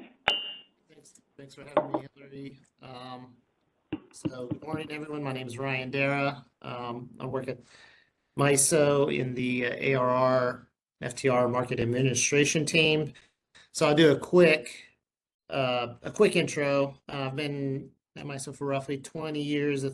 About a third of that time approximately was in reliability coordination, focusing on real-time constraint management. And then the other 2/3 of my time here at MISO have been in the day ahead and FTR market administration teams.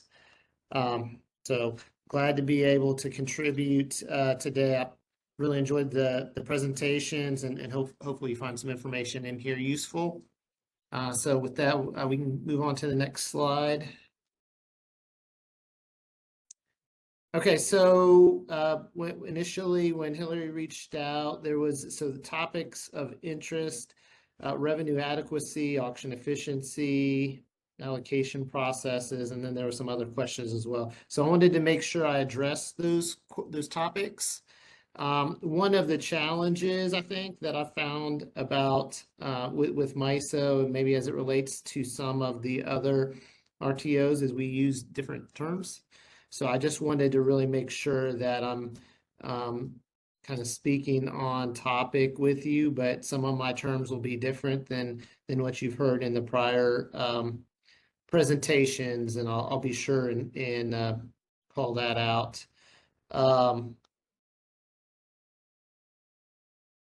Yeah, we can go to the next slide.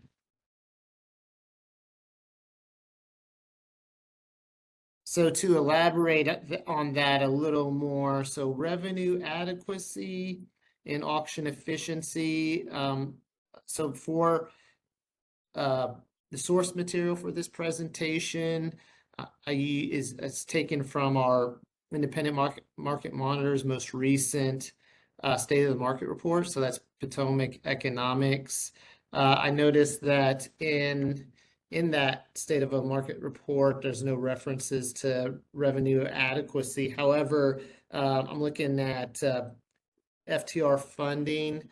I believe that's what we use kind of as a term for revenue adequacy, and then also day ahead congestion, which I'll get into that as well.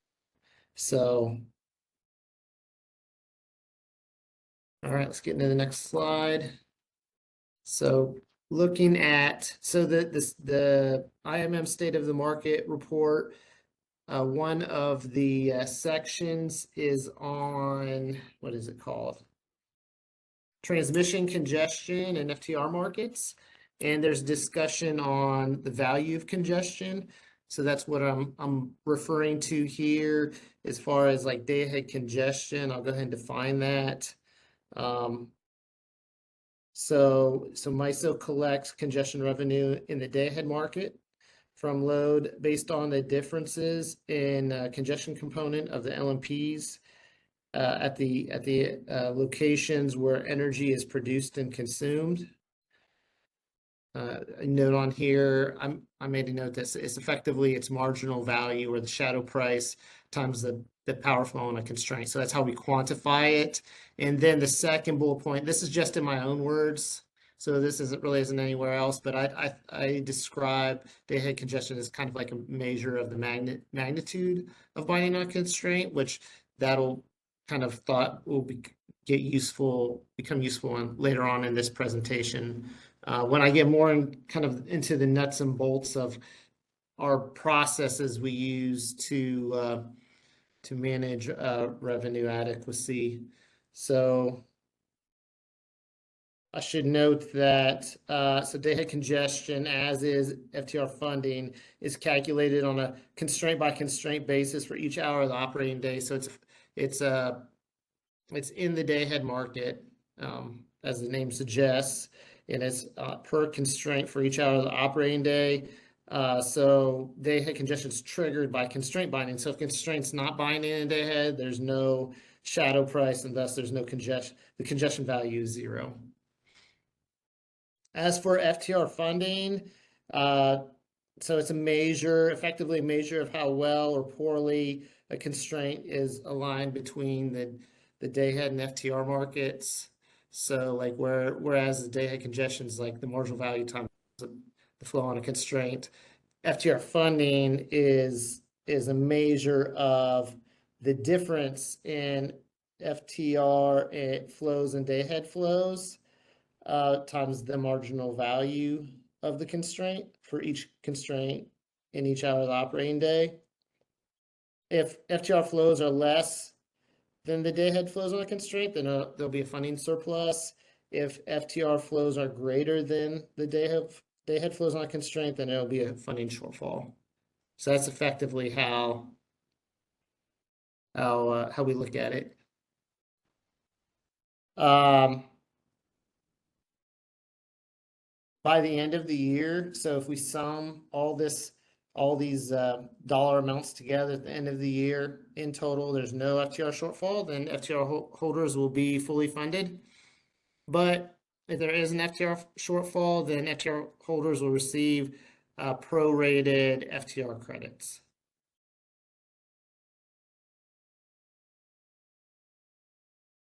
All right, so that's day-ahead congestion and FTR funding. Loop flow is like really important to us because if you think of it, MISO is kind of sitting in the middle of the country with entities surrounding us. So we see a lot of loop flows having impacts on the MISO market. And effectively, this is a measure of external flows. A measure of external flows impacting our market. That's how we define it. And that's relevant to the discussion in that, so the FTR team models constraints that includes assumptions on loop flows that are anticipated to occur in day ahead. So stated a little bit differently, how we calculate loop flows. We calculate them and store the data based on recent historical loop flow on a constraint by constraint basis. So our software does this for us in day ahead for every hour for each constraint for the operating day. And then what you can do is you can aggregate this data over time, because depending on the constraint, where it's at in the system, what outages are impacting it, loop flows can fluctuate, and sometimes they can fluctuate quite significantly. So we tend to aggregate the data for a predetermined period of time, and that effectively forms a basis for our loop flow assumptions when we model constraints in future auctions. So just to illustrate, I'll use an example. If the total flow on a limit on a constraint is 200, and we calculate recent historical loop flows at 50, then for us, the limit isn't 200, it's 150, because that's the amount of flow that's available to the MISO market. And that's largely, so that's one thing that's similar between the FTR market administration and day ahead market administration. We use this kind of same type of loop flow modeling to model our constraints in our system. And then I guess, so the feedback loop to that would be, whenever you get, like in day ahead, whenever you get to the next operating day and that same constraint binds again, and you look at your FTR funding, not FTR funding, FTR funding on that constraint in the next operating day, you can see the how that adjustment impacted funding, whether you're continue to be a shortfall or whether it changed to a surplus. So it's a relatively quick feedback loop in day ahead. Obviously, in the FTR market, we're dealing with monthly intervals, so it's longer term. But yeah, that's how we handle loop flows. And then I'll just lastly for this slide, I'll mention, so the overarching goal for the FTR market is to align with the day ahead market on constraints. just as it is with the day-ahead market to align with real-time market on constraints. And we take the same approach for modeling other inputs such as outages with our outage scheduler, topology. We try to be consistent with inputs as we can for as we can. So that's it for this slide. All right, so for this slide, the intent of it, I know this is kind of like abstract, but I wanted to tie kind of like the thought process together with specific processes that we run, so you can see tangibly how we go about making adjustments and trying to adjust iteratively on revenue adequacy. So it's something that we tend to throw a lot of resources towards. So I just wanted to get a little bit into the nuts and bolts of our processes. So considering risk, using the day-ahead and congestion day-ahead congestion and FTR funding data, we look at risk. So, so what is it that we're trying to protect? We're trying to protect future FTR funding while maintaining positive revenue in auctions, which means, at some point you have to prioritize, given the amount of data and just the limitation of you must have positive revenue. You have to be able to prioritize constraints based on the risk. And that's kind of where I look at, day-ahead congestion. I think everybody looks at FTR funding, but the longer I'm in the group, the more I look at day-ahead congestion, because if you look at it from the perspective that over the last quarter, a constraint generated, say, $10 million in day-ahead congestion versus a constraint that generated $1 million in day-ahead congestion over the previous quarter. For me, the priority is I need to make sure the higher dollar constraints are modeled. That's where my focus is, because we need to.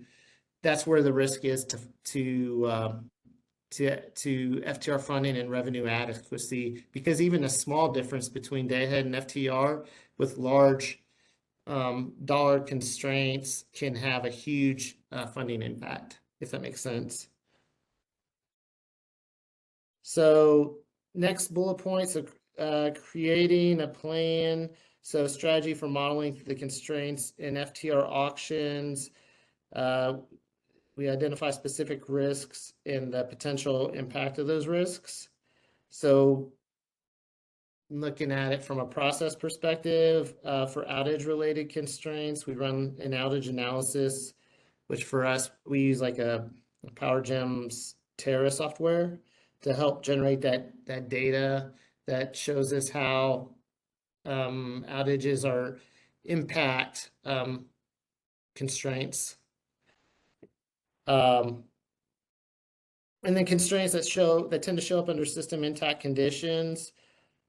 We account for those using the methods that I've already described on this and previous slide, the previous slide. So that's our outage analysis. We also identify this is prior to bidding window close.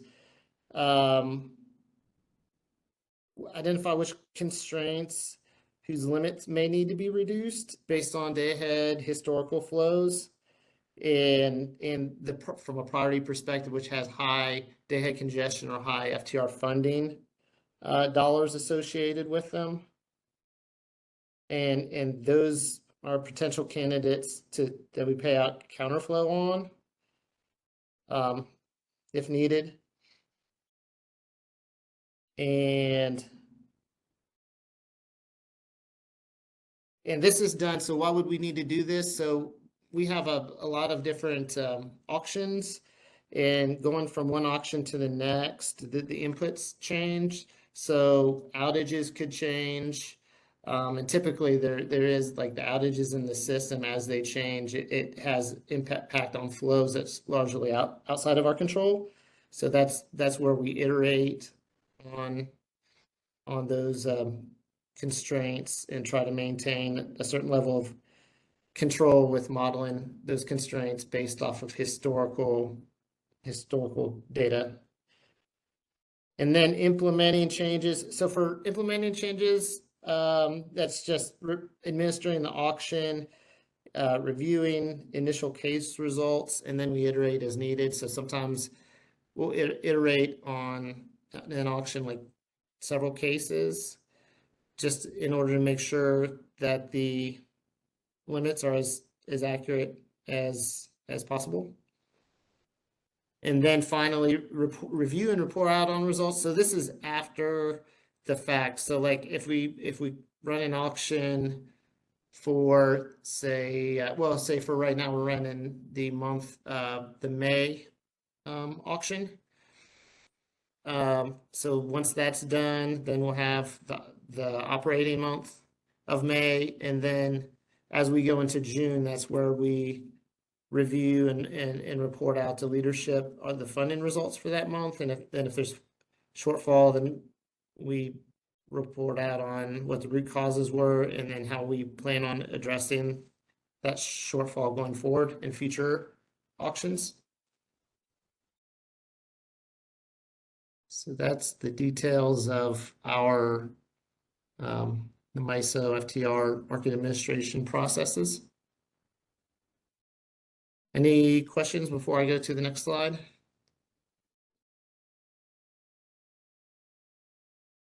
I'm not seeing any questions in the queue. Okay.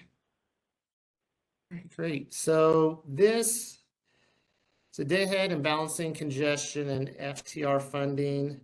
So day ahead congestion we've covered. Balancing congestions, the difference between day ahead and real time funding that gets paid out in by loads as uplift. So there's no really association with that as to the FTR market. What this slide describes, so it's taken from the State of the Market report with 2000. So currently 2023 is the most recent year. In June, they'll publish the 2024 report. And what this shows is so annually for calendar year, even though our planning year is June to May, gives calendar year results for 2021, 2022, 2023. Shows the breakdown there. And then it also shows FTR funding for the entire calendar year. So 2021 is about 100.4%. 2022 is 106.7%, which I interpret to mean when California ISO is referring to this auction efficiency, this would be kind of described as inefficient because as you go over 100%, that's not necessarily a good thing. The target's 100%. Anything over that is FTR funding surplus that gets distributed back to, my understanding is that gets distributed back to FTR holders pro rata. And then in 2023, we had a shortfall of 97.8%. 2024 is not out yet, but it's similar to 2023. And then still earlier in the year for 2025, but I think we're tracking around 100% right now. So we're doing good, but we're still early on in the year. So I don't want to log out just because you are the panelist. You forgot. Any questions or on that?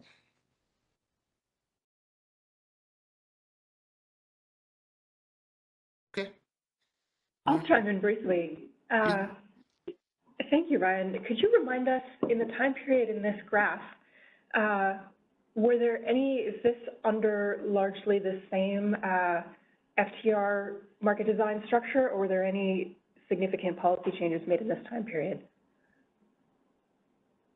That's a good question. I'm trying to think. I can't think of anything significantly that's changed. From a policy perspective, I do have, and I'll mention this in a future slide. One thing that was noteworthy is 2022 and 2023, especially the planning year, there was large volatility in natural gas prices, which I don't know. I don't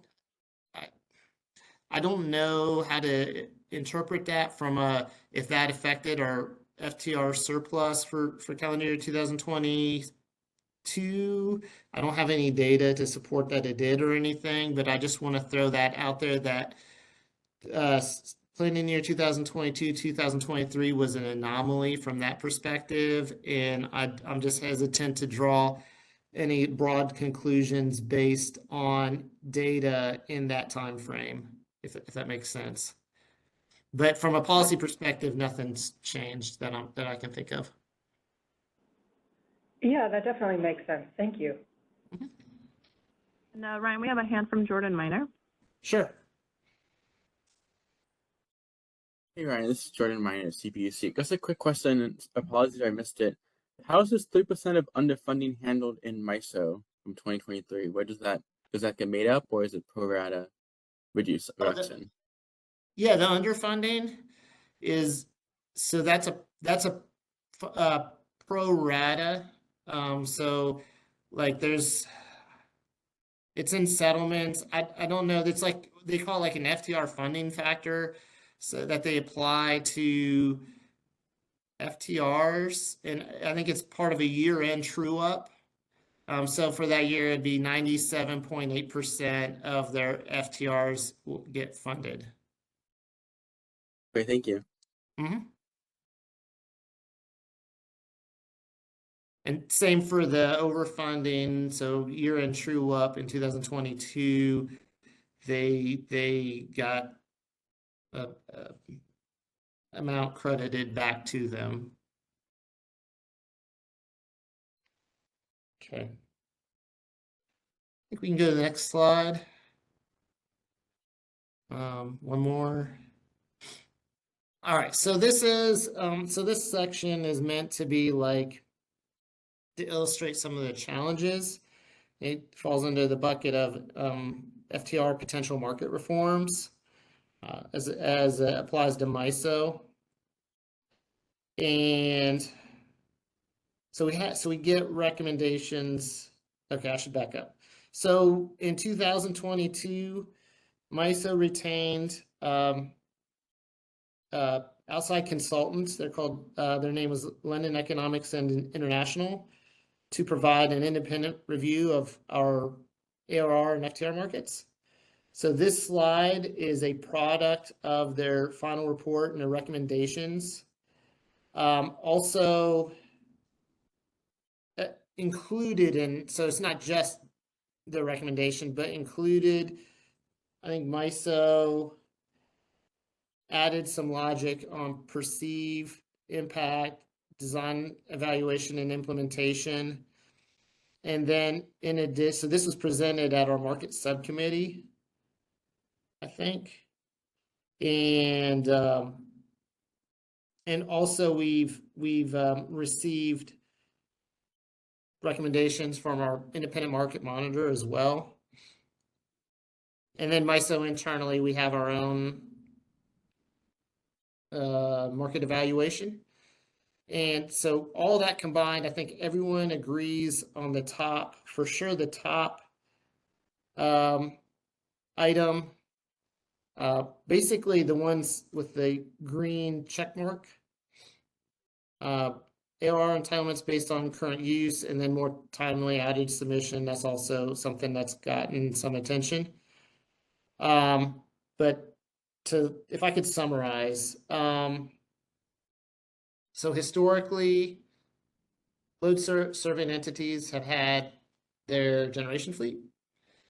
Over the past, I don't know how many years, decade, 2 decades, there's been a transition from the older fleet to new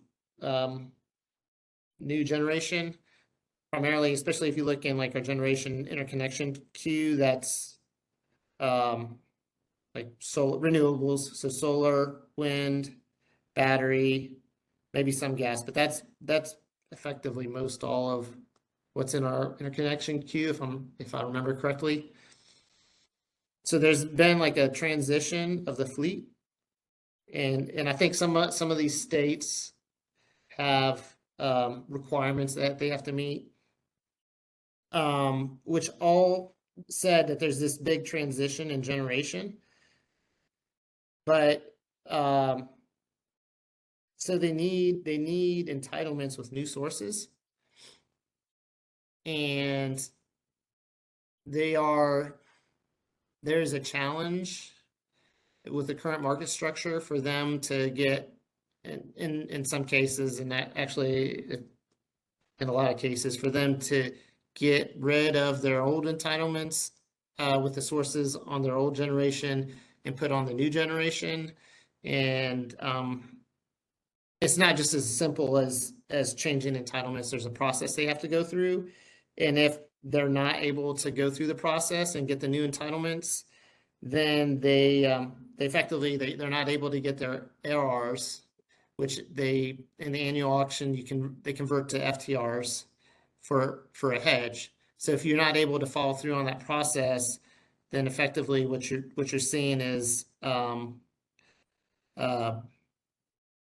unhedged positions and day ahead, which is what we want to avoid if that's what they need, and they have the generation and they meet the criteria in their entitlements. Then we want them to be able to make those adjustments and to get the hedges that they need in the day ahead market to avoid those congestion charges, or being exposed to those congestion charges.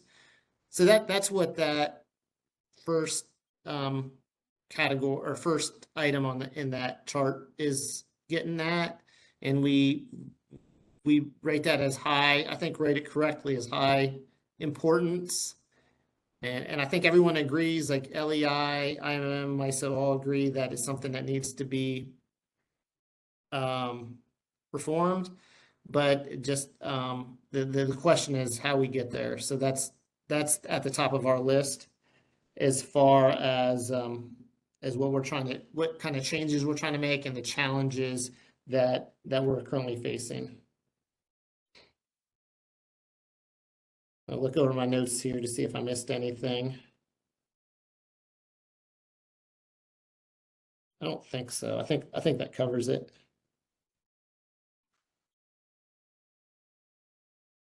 Okay, I think we can go to the next slide. So this is another, this is an example. This is our monthly auctions. So so we have the annual ARR allocation, which we're in the middle of right now. I think it almost looks a little bit similar to PJM if I was looking at it correctly. We have stage 1A and stage 1B, and then stage $2 in our ARR allocation. And then starting this week, we're wrapping up the allocation, and we start on our annual FTR auction. And then that process, it goes through 3 rounds to the middle of May. And then around, I forget the exact date, but 2nd or 3rd week of May, we wrap that up. And then we start on our monthly auctions, which is shown here. My understanding, this is, so MISO doesn't, if you look at MISO material, there's nowhere that this is called balance of planning period auctions. We call it MPMA, multi-period monthly auctions. So we don't use that term, but I'm pretty sure that this is describing what that is. So I just wanted to put this down here because I knew that maybe some people would find that interesting. And this is the schedule we use as we're doing these MPMAs throughout the year. So basically, and getting back to what I mentioned earlier about the about the 2022 planning year being a little bit of an anomaly. So in our state of the market report, we had a slide that I had in there, and then I removed it because I wasn't sure how to interpret it, and I didn't want to put anything in the slide deck that could be misleading, so I just took it out. But I think it's useful information just to say that it was showing, so the slide was attempting to show annual FTR profitability and MPMA and monthly auction profitability. And in this report, it's showing that the FTRs issued through the annual FTR auction were unprofitable overall. So it's looking at just 2022, 2023. FTR profitability in the MPMA monthly auction. The figure shows that FTRs purchased in the MPMA and prompt month auctions continue to be profitable. So I think what's implied maybe, or what you can infer, is that maybe it's less profitable perhaps because you're looking at the furthest operating time. So auctions where there's a further out time frame could be less profitable, and the auctions where there's a near term time frame, like prompt month auctions, are more profitable because it's more near term. I didn't know that, so I didn't want to infer that, because prior years, like in prior state of the market reports, our annual FTRs were more profitable than they have been in 2022 and 2023. So we want to look at a larger, maybe larger data set before making some broad, more generalized, before I'm willing to make more generalized assumptions about profitability. But I just did want to mention that because I guess that would be the one of the if you're looking at pros and cons for the MPMAs, is that there's more chances to iterate on these auctions as the inputs change, like outages and topology changes and relevant constraints change. Is more opportunity to iterate on these changes, but I'll just leave that open-ended and without really making any conclusions. I thought that was an interesting point to put out there.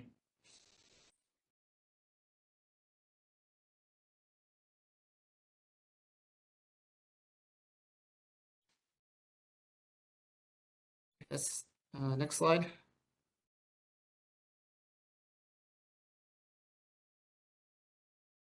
All right, so I didn't know how to categorize this section, but there's a couple miscellaneous items I wanted to cover, so I'll just do it here. There's a question on how we define peak and off-peak. I should note, so I took some notes during the other presentations. I thought it had some good information in them, and I also wanted to provide MISO's information just as a basis for compare and contrast. So MISO FTR market only does FTR obligations. We don't have FTR options. For products, we only have peak and off-peak. So two products there. For our processes, I mentioned that we have our annual allocation, annual auction, and our multi-period monthly auctions. We don't have any long-term products beyond the annual auction. Biddable paths. So we have electrically similar settlement points that I don't think people can bid on, but most everything else is a biddable path, including you do like load to load, load to gen. I don't think there's not any restrictions on what can be bid on in our market, other than the electrically similar settlement points. Okay, yeah, I think that covers it all. And then this is the definition of our peak and off peak. Next slide. Hey, Do you Ryan. mind if we jump in with a question in the room here? Sure. Hey, Ryan. Dinesh Gupta, California ISO. Could you go back to the balance of payment slide, 2 slides back?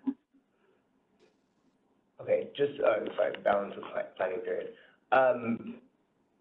So I was just curious about the liquidity across these different auctions. Are you all seeing plenty of liquidity for specifically those monthly segments, or is there any, or are there some months or like some like time periods that you see much more liquidity than others?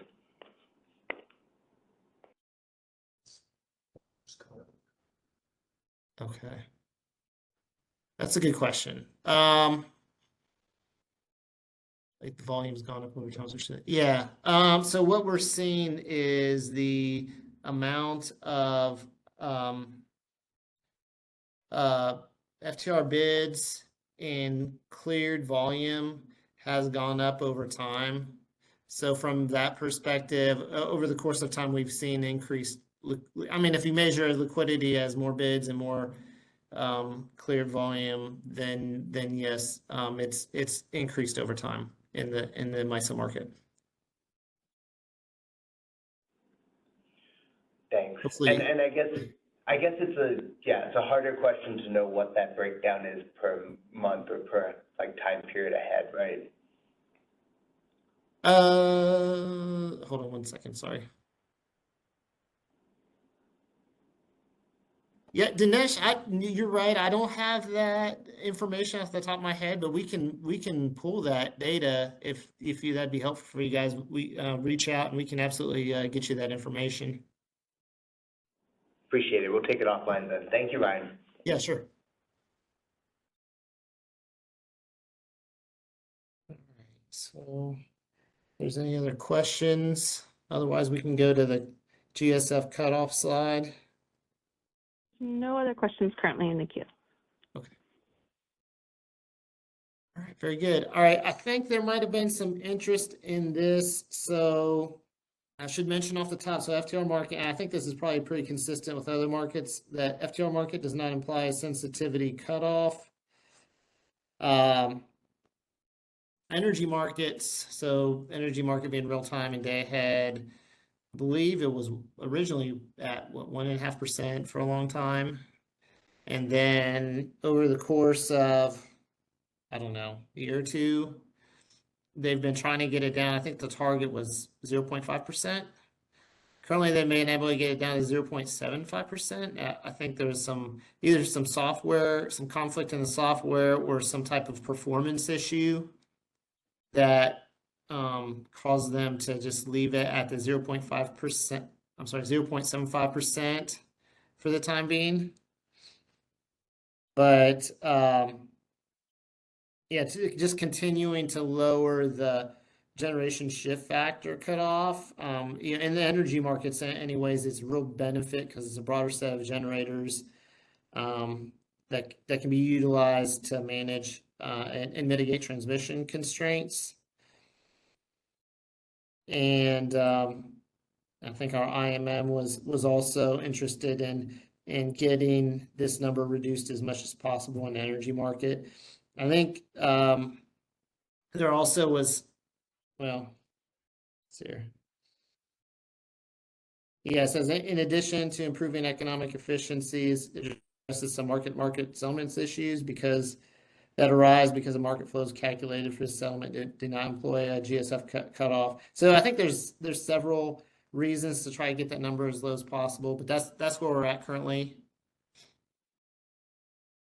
And I do think there's better conversion. I do think we have data that supports that the lower the GSF cutoff in the energy markets, the better alignment we see with the FTR market.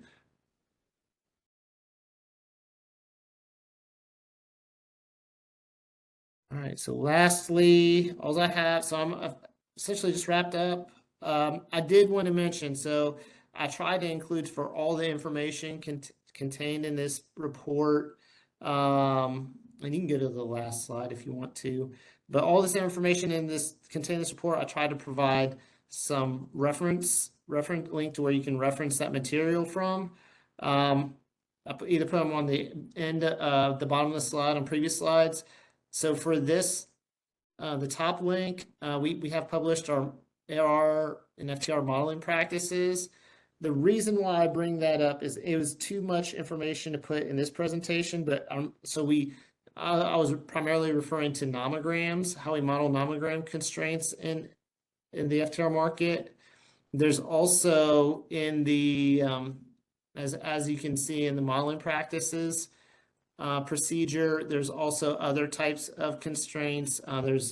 There's branch constraints and reciprocally coordinated flow gate constraints as well that we incorporate in our model. And there's more information on that, I think, in the report. And then just so everybody knows, just to give people a sense of how we derate, the derate. So we do derate on branch constraints. I think it's like for all periods 85%, except for springs at 80%, and then prompt mode sec at 90% or something like that. Just in that ballpark, that's how we apply derates to our market on the branch constraints. And then I had discussed in relative detail how we handle nomograms and the loop flow assumptions. The London Economics International report, so that's good information that, you know, as far as it provides, as far as FTR market reform suggestions that I pulled for that one slide, and then it gives a lot more detailed information on what their suggestions are. And yeah, and the one in particular that I mentioned on the ARR paths being able to accommodate the load serving entities, adjusting paths based off of generation changes. And then finally, the IMM State of the Market report. Like I said, the most recent report is 2023. The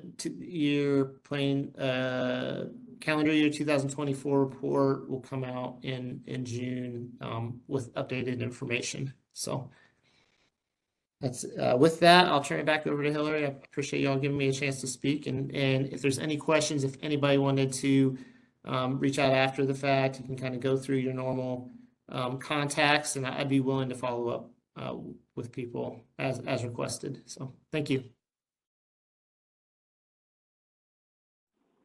Thank you very much, Ryan. We'll take a pause here for a minute. One more opportunity for questions.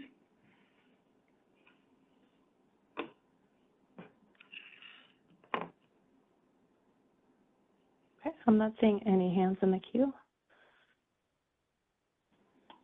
All right. Okay, so for next steps,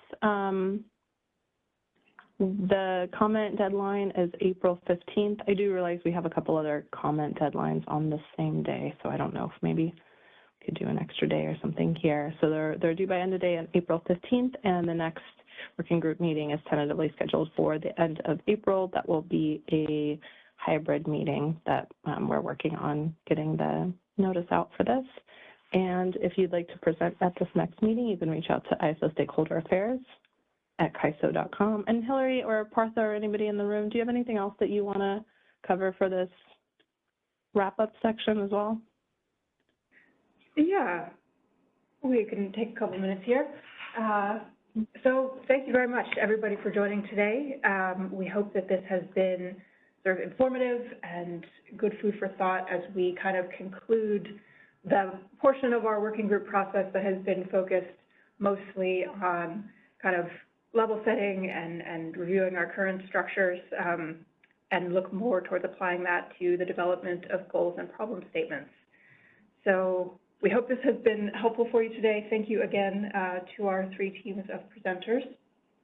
And as Elena mentioned, we are going to take comments on these presentations. The decks are all posted, so we welcome any questions or thoughts you have on either ways in which these structures that we reviewed today can inform our thinking about developing our goals and problem statements, or elements of those particular programs that caught your attention and that you feel are relevant to our efforts here. So, and Partha, we have Partha in the room here. Yeah, no, I really appreciate that, Hillary, and I'd be interested if anyone else wants to raise their hand as a part of the work group process.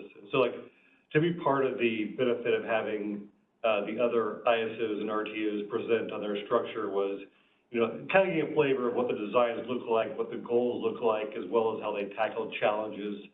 And so I think that, like, kind of building from this, I think that we'll really be in a better place to discuss on our own, you know, like, obviously each one of our different markets and different participants have, you know, different structures, different ways they're looking at hedging transactions and risks. But, you know, we can really understand kind of like from the best practices and from the experiences of others, you know, how can we move into sort of a constructive time in terms of understanding different participants' problem statements. And that, like, I recognize that there's probably, you know, even at that core level, you know, based on sort of the comments we've received to date and the discussions we've had to date, there likely are differences just in terms of how people see the goals of the congestion revenue right structures, how people see differences in terms of like what the problem statements that they're facing from a hedging standpoint, from a cost standpoint. And so, yeah, so I think that we're very interested in your comments, you know, either here and or in that next step on kind of like how do we move constructively forward to sort of developing out at minimum a common understanding of what different people's goals are, but ultimately having sort of a set of problem statements that we can take towards policy development, given maybe the diverse views of participants here. But yeah, I guess that's probably all I said. But yeah, thank you. I really appreciate the engagement. Look forward to that. If I might just see from the participants if there's any sort of last closing comments that other folks have before we adjourn. But really, yeah, really appreciate our speakers from the other ISOs and RTOs. So that was really informative.